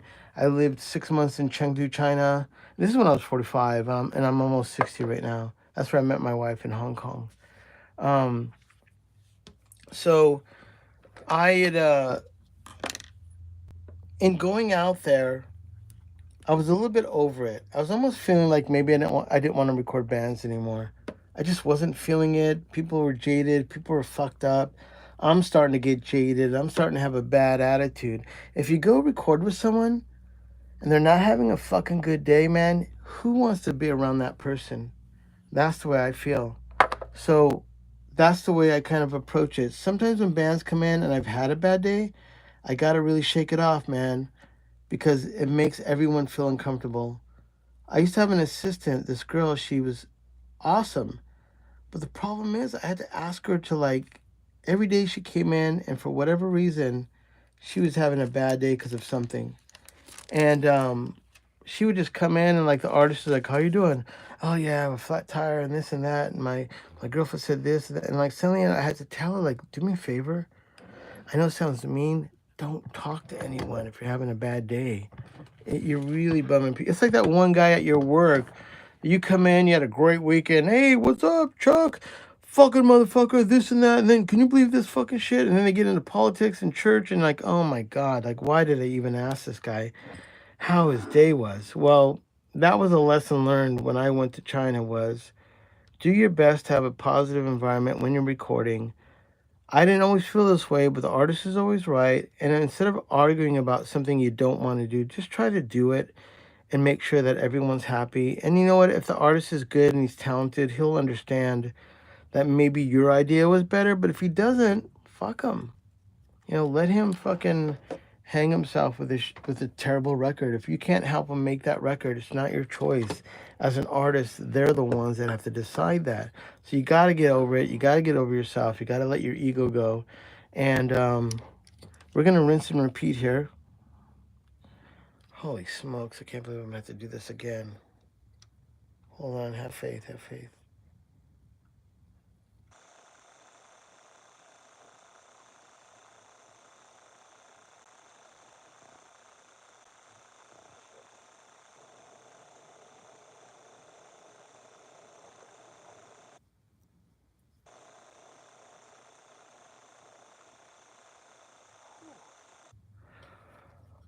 All right.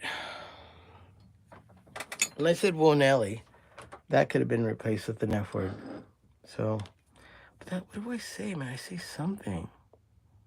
I don't know. Some band made fun of me. They're like, "What are you talking about? What is like hoochie poo or whatever name I came up with?" As I go, "Sorry, man. I'm just trying to replace my bad words with like cute words." Okay, so now we have the same deal we had last time. I have to stretch this out now. So let me see what you guys have been saying, man. Thank you guys for sticking around.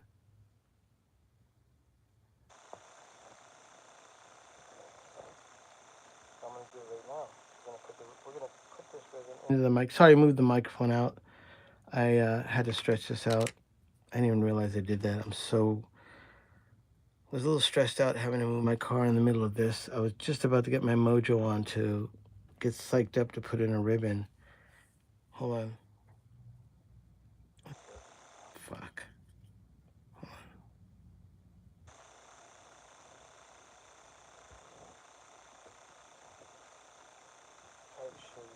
Ribbon. So after you've corrugated it, you have to stretch it out.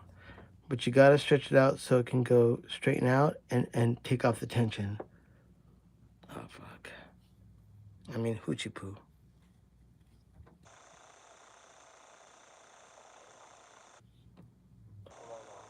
No one talk. Don't break. Fucking shit. I mean,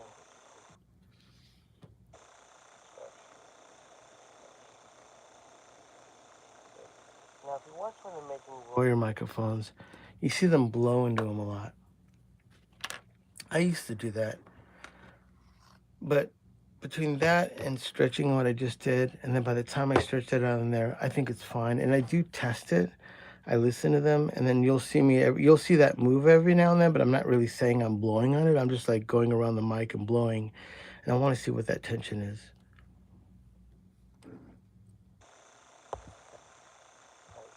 Put the ribbon inside. Sorry about all the drama of doing this. I don't even know. If I did these not live, I could totally edit this shit out so it could be a 20-minute video. I've done them. There's something scary about doing it this way, and there's something that I have to test myself. Because I have to test myself to go, look at it. If you're going to talk the talk and walk the walk about ribbons, you got to show people that you can get this done. And then also for someone in there that's like, oh, I want to make some ribbons. No one ever does this. And all the times that, oh, no. I always tell you about the story about Ulf. He has a YouTube channel called Hoborec, H-B-O-R-E-C. If you look down his history of a few years ago, he'll have one that says, how do you make a ribbon mic? I just blew that. He was the guy on YouTube that I saw during the pandemic or right before it that kind of freaked me out.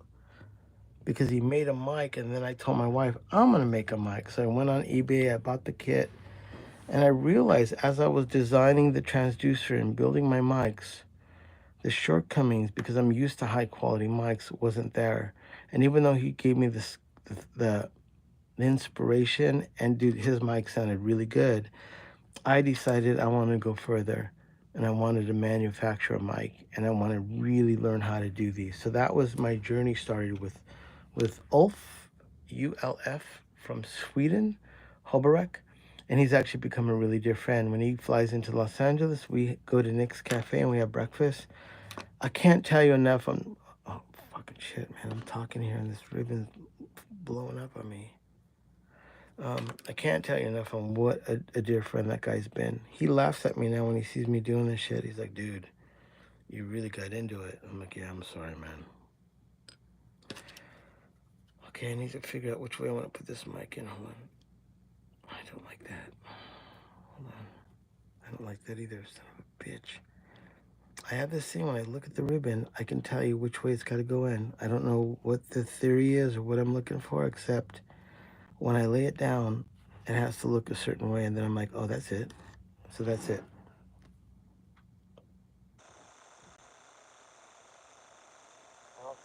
I don't have my glasses on. Son of a bitch. Hold the thought. Where did I put my glasses? Hold on. The snapper. I know. I was like, whoa. Okay. I got a little bit of time to work on this, so the thing that happened last time is going to happen again. Oh, fuck. Come on, really?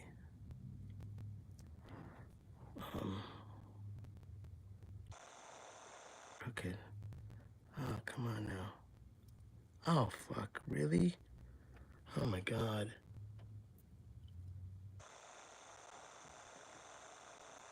I know, like this has its own brain, and it's fucking with me.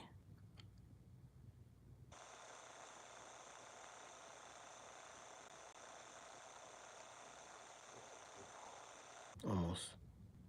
It's fucking twisted a little bit. What happens is that this is kind of already blown out, and it's just sticking to the ribbon, and it's making life a lot more difficult to me, and it's making me cuss more. Hold on.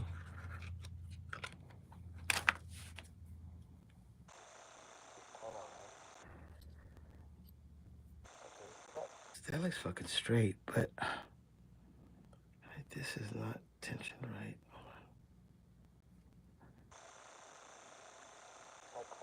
Put it down this way so the alcohol runs away from the transducer magnets. What I don't want is the alcohol to run down the ribbon, and God forbid it gets on the magnet, because you just have a fucking twisted bunch of foil. I'm not really happy with this end over here. I'm trying to get it better, but I'm afraid that it's going to stick. So I'm flattening it down to make sure that the alcohol is going to stick to that. Now I need to check this. It's crooked. Hold on. I can't even talk shit. I gotta get this straight.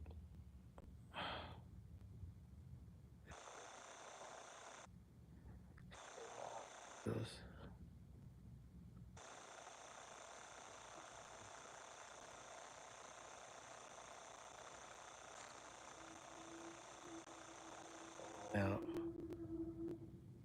okay, whew. Holy cows.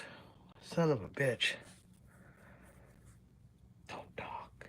No one here talk. You're gonna move the ribbon. Now, what I'm doing is I'm letting the alcohol dry a little bit, because I put a lot on so I can move it. And now that it's drying up, it'll kind of lock the foil into that. Now, the biggest issue I have right now is I have a long tail hanging in there. If you saw me last time, I went to take a drink of my Pellegrino. It caught the tail, and I ripped the ribbon off. So I'm drinking the Pellegrino away. Hold on.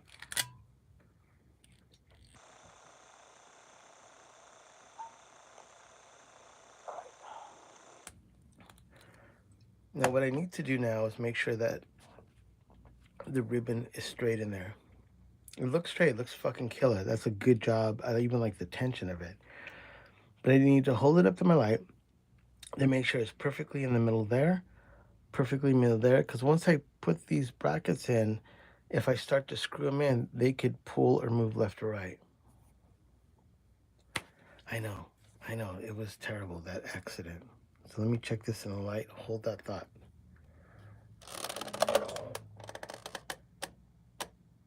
Oh no, it's not straight. Son of a bitch.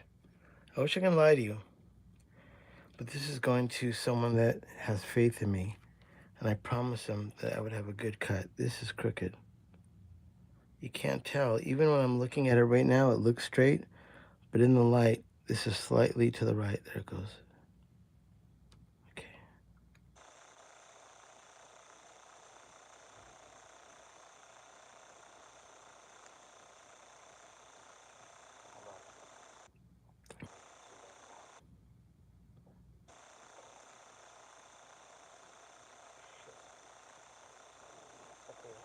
No, I don't like it again. Son of a bitch. Hold on. Everyone hold that thought.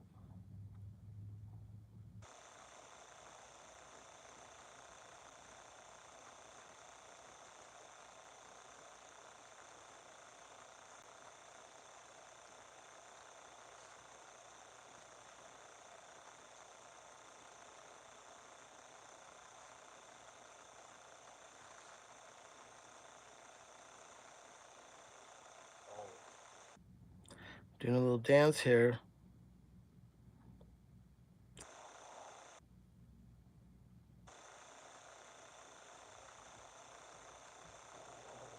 There it goes. Oh my God. That was a dance. Whew.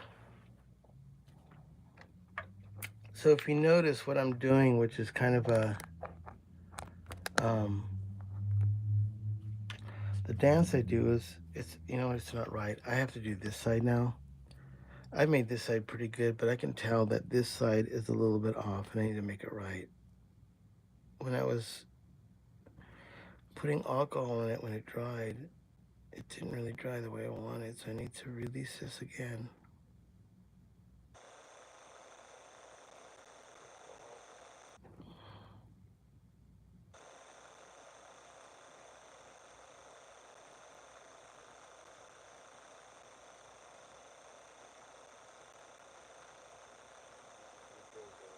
a little bit crooked. I'm a perfectionist, sorry.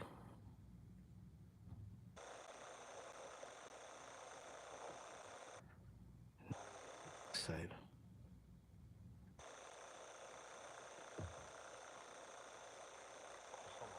Again, let me just see what this is, how crooked it is.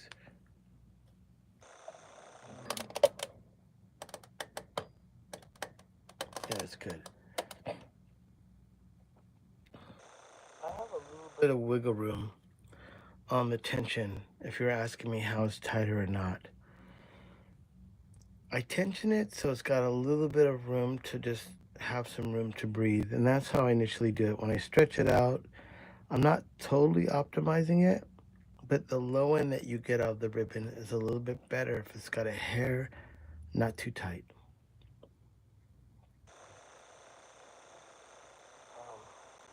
Give me a second now.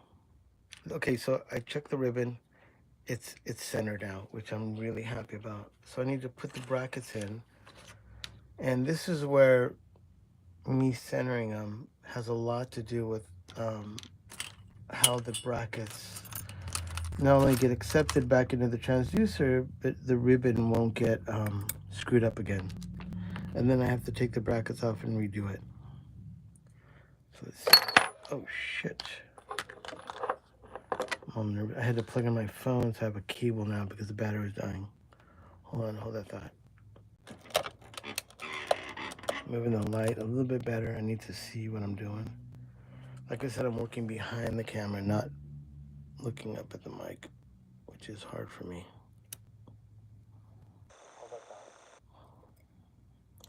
I'm gonna grab this hook, which is the ground, and then put it back in this one.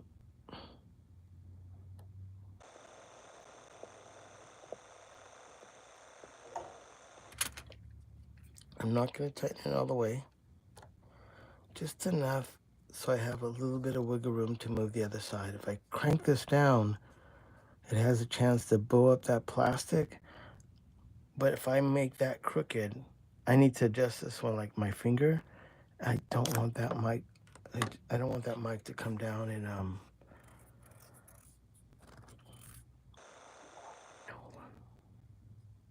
want to talk because that ribbon right there hanging is moving. And I ruin mics by talking and doing while I'm usually silent here with no one being in the room. See, it's gonna move a little bit. Fuck. Aren't you supposed to go in a hole? There it goes. Holy cows. Screwdriver doesn't go into the magnet, so I'm gonna put this finger up so it's away from the magnet.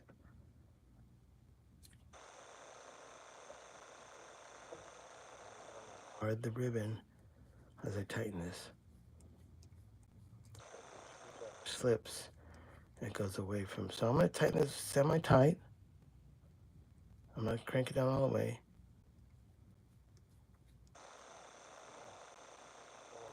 The other one. Down.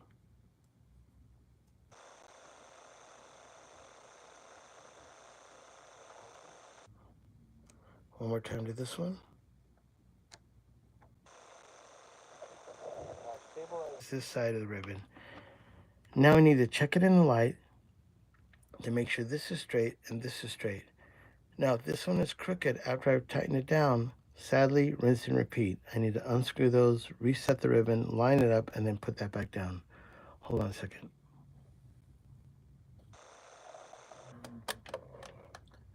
All right, we're on the fucking money. We are straight as a friggin' arrow. Okay, so now this is the scary part. I need to break that tail off because last time that tail, which I needed, the reason I have, I don't even want to touch it. What can I do to, maybe the wood. The reason I have that little tail, let me show this. The reason I have that little tail is because if I damage it over here, I can pull the mic and I got a little bit more wiggle room.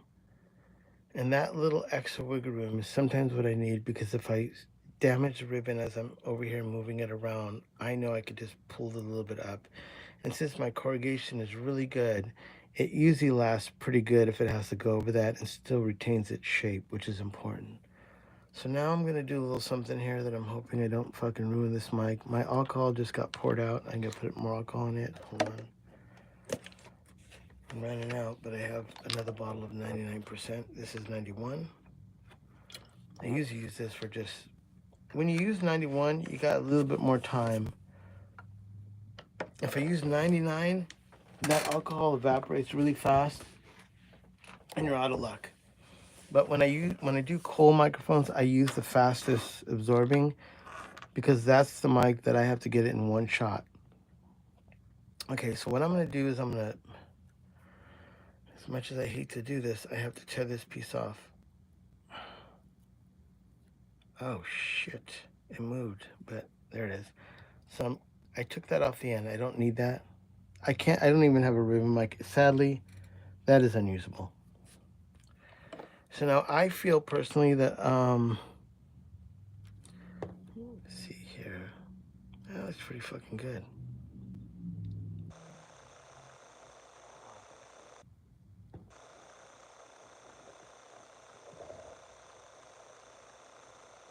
I'm gonna move this one. I feel like I can make this one even better. So forgive me. I'm gonna have to get in you again. Ah, shit.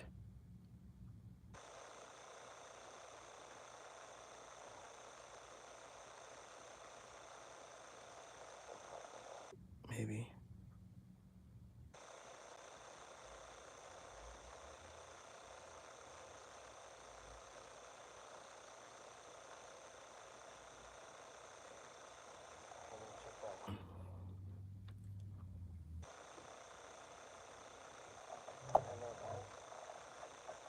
All right, that's good. But see, even this mic is difficult. You know what? I'm gonna put this bracket on, and then I have to go to this bracket. I think I can do a better job on the other end. But let me lock this one in, and then I'm gonna go to the other side. I know this is weird. In some ways, I'm doing this for show, but there's a guy in Texas, and I just want to make sure I can get him these mics in the best possible way sounding. And I know that because he expects me to, I've talked the talk and walked the walk about these, I may need to re-ribbon this again and again until I get it right. If I was just doing this for my own mic locker, I probably would let it go as it is now because I just put it on a guitar cabinet and just wait till it gets wasted. But I need to have some quality control here because if I am going to make my own mic, these are the kind of things that you have to be patient about and you have to get it right. If I make a microphone and I'm going to send it out to someone overseas or someone even down the street, because I have so much respect for AEA, Royer, Coles, and Biodynamics,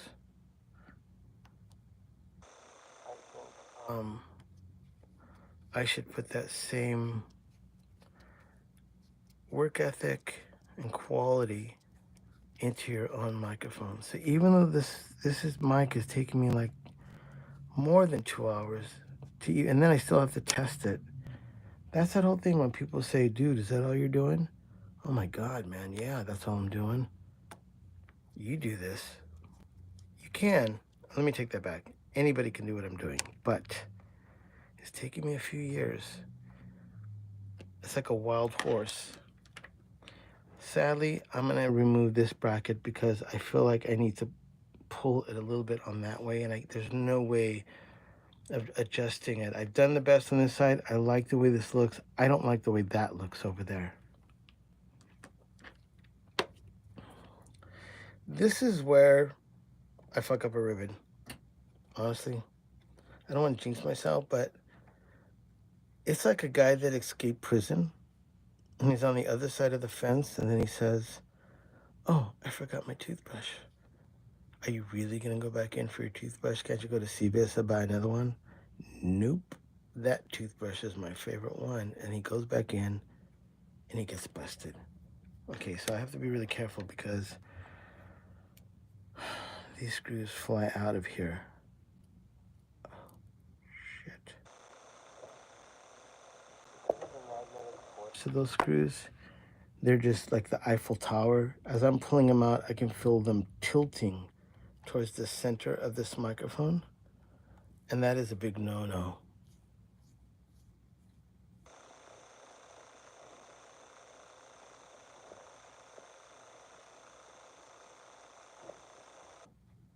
Don't fly out. Please don't fly out. And then I have to get this wire from flying into the magnet as well. Okay. Sir, move away from the transducer. Let me see your hands. I smell marijuana and alcohol on you. All right, there we go. Now I got to take this off. So when I remove this, two things are going to happen. The ribbon's going to stick to this, and as I pull it up, you're going to see the ribbon rip or tear, or it's stuck pretty good, and then I can work with it. So hold on. Oh, yeah. Don't fall off. Okay. Woo. Okay, so I'm going to reset this. Right now it looks good. So when I put that clamp down, I felt like the ribbon was twisted. I don't want that.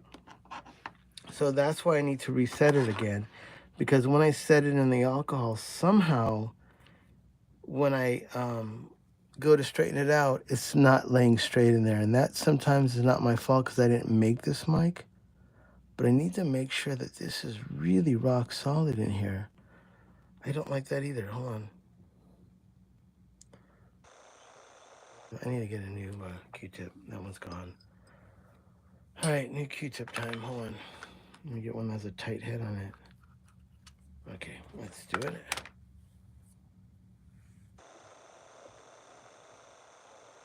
Here. I don't want to screw. I'm honest in my heart.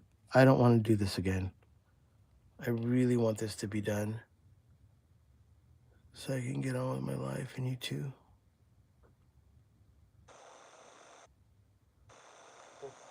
To that, I don't think it's doing anything, but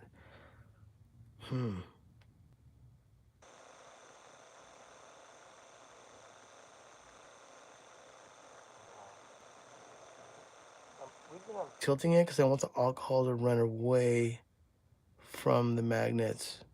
It is a no-no to have it run right now into the magnets because the ribbon will twist and it'll be really ruined. There it goes. Oh my God, thank you.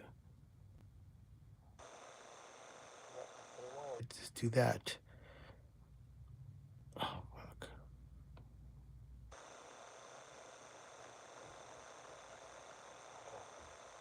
It's crooked. Maybe not. Let me check it in the light.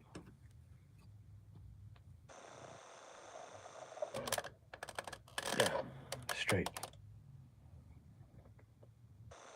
I'm gonna let it dry a little bit. Because right now, if it's wet, and I put this bracket back on it, it's gonna stick to that bracket. So I will definitely, as I screw it, if I move that screw, it will distort the ribbon. And that's when you get in the chance of ripping it again. I like it. I like the way it looks. I like the tension. I can tell how it's sitting in there. It's gonna be great. Looks better than it did because it's not a malnourished ribbon. The other one I know was like 4 millimeters. This is like somewhere between probably like 460 and 470 millimeters. And that gives me a little bit more room to fit within a 5 millimeter. I think this is like 499, 498, the gap. And that's, I mean, I can't cut it at, if this is a 5 millimeter gap, I can't cut it at 5 millimeter. I can tell you this much. There's more gap on this side than this side. So even when I cut my ribbon, you have to have a little bit of tolerance to make it fit. I think that other one you saw me put in, somehow, because of it being thinner to thicker, my cut somewhere around here was not sitting right. Even though I twisted and moved it around and it was within the perimeter, it just wasn't going to go. Cutting this one again, I think this one felt better and it looks better, and I know that means it's going to sound better. Don't ask me how I know that, but I can tell by opening up the mic and looking at the ribbon if that ribbon's going to sound good, or if it's lax or there's some issues. I don't know how I figured that out, but I feel it in my bones. Okay, don't fuck it up. Jesus. I don't like that. I don't like the way I did that. Son of a bitch. Hold on. I'm afraid that this hole is going to be off. Come on. Oh, shit. I got it. Hold it now.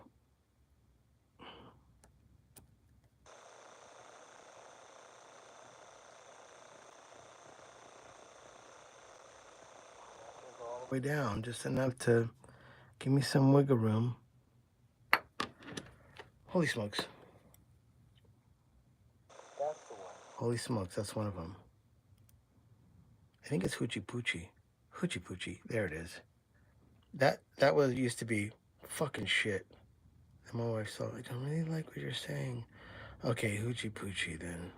Jesus Christ. Just, like if she listened to this, she can't listen to me talk here.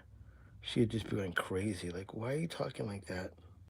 Because I don't know how to talk any other way when you're doing something like this. Except when you go, fucking shit, when it goes wrong. And then when it goes right, you're like, fucking shit. I'm terrible. I'm fucking terrible, man. Okay, now I'm gonna make this one, crank it tight, and I'm gonna move back to this one. Crank it tight again. More time. More time. Putting my finger there to add tension away from the ribbon. Holy cows. All right, let me check this.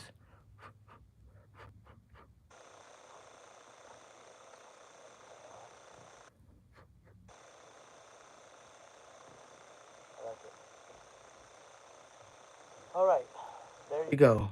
Holy smokes. We did it. That is good enough to be flown on a plane to Texas with its other two brothers and sisters. So we have 3 totals. This is a R40. I'm exhausted, man. That was a lot. So let me do this. I'm not even being cheesy about saving alcohol, but I am running out. And I know I can just go to CVS. But if you know Los Angeles, I've got to be careful because I got to walk around with my passport in my pocket. And that is truth. Okay. So what I need to do now is I need to make it like the way it was in its factory and make it sure that it can withstand, where is my tape? There it is. I need to tape back on the screens and then assembly the mic. You all have been around for 126 minutes. Oh my fucking God, man. Even if you're like, if I say this is a slow burn and you go to take a poop, if you're sitting on the toilet for 2 hours, that's not good. I'm not saying like, have we ever done that? I don't know. Maybe after a while, if you're on social media and you like don't want your wife to see or your girlfriend, and you're just like, oh yeah, like girls in bikinis or something, and you're okay. I can see sitting on your toilet longer, and your wife's knocking on the door. What is taking you so long? Hold on, hold on. And you're like texting your buddy, yeah, I'll try to sneak out on Thursday, man. We'll go down to the racetrack and bet on some horses. Honey, what's taking you so long? Nothing, dear. Okay. So I know that those are, oh, you can't see them. Sorry. These are 2-inch, these are like within, I think they're inches. There's even measuring here. I use those sometimes. If I put a part out and take a picture, you can see the measurements. So it is really useful. And also when I cut these strips, I know that those transducers are 2 inches. So I am, because I don't know why the tape is just under a perfect 2-inch gap here. These are just packing. I have no idea why that is. But I need to make these so they fit perfect. So I'm just going to cut them under that mark. And that just gives me a good reference. I'm just going to, these don't have to be perfect. But I've come to find out when I cut them with scissors or any other way, I'm not really happy the way it looks when I put them on. I know that's weird. But I need to make them so at least aesthetically it looks good to me. We're winding it down. I am winding down right now. Okay. And then tonight, like I said, I'm going to shoot this video. A super sick song. There's a band I just finished a record. It got mastered in Nashville by Pete Lyman at Infrasonic. The band's called Werewolf Etiquette. Fucking ridiculous band. Two-piece, bass player and drummer. What I'm going to do, I think it's going to come out tomorrow morning. What I'm going to do is when the band came in and played live, I recorded them. So I'm going to show you what it sounded like the day they tracked it. And then through production tips, really, really cool stuff. And the drummer, Jeff, is multi-instrumental guy. He played some like xylophones, clavinet, just synth, just an incredible musician. We went on a mission to get this live jam and make it just sound unreal. So I'll start off with maybe the keys or something. I'll let you hear the rhythm section of what they did, and then I'll start to build the track through all the different things we added. And the before and after is crazy. So every song on the record, we had that approach, which is kind of like what you would say when people talk about like ear candy, of like, you add things, but it's never too much and it's just enough. And so I'm going to show you a tutorial, and I'll be playing it off my Pro Tools file so you can hear what I did. And that's going to be, I'm going to film that tonight. I'm going to go home, pick up my wife, have a dinner, and then I'm going to come back here and see if I can get this all done tonight, edit it, and then tomorrow morning I'll release that. And it'll be really, really super cool. Oh shit, sorry, camera, gotta put it right again. When you hear that, oh my god, it's so sick. Hoochie mama.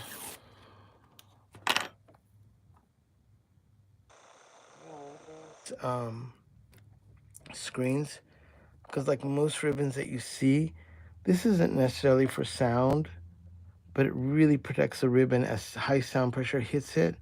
These screens actually keep the ribbon inside the transducer. When you look at Royer, they're the same way. I'm sure they can stop some amount of wind and sound pressure, but they're strictly, and you don't want your ribbon flying out of the transducer, because then it's going to get twisted and then it's going to get wasted. So all these mics that you see that have the little screens on the inside, it's strictly just to keep the mic ribbon inside the mic. So this is backside underneath it. That's what I did. That looks great. I like the way this looks better than, I got a little something right there. Hold on. That will definitely be a no-no. Oh, come on. Yeah, you don't want the ribbon to fly out of that. Oh man, if anyone stuck around this whole time, I wish there's a way that you can get an award. And if you didn't, the coolest thing about this is you can always fast forward and get to the meat and potatoes of it. But you'll miss the story about Steve Albini. You'll miss the story about what's coming up tomorrow. And I'll tell you something else if you stuck around this far. My own band, the Chavez Ravine, we just cut a single with Hope Sandoval from Mazzy Star.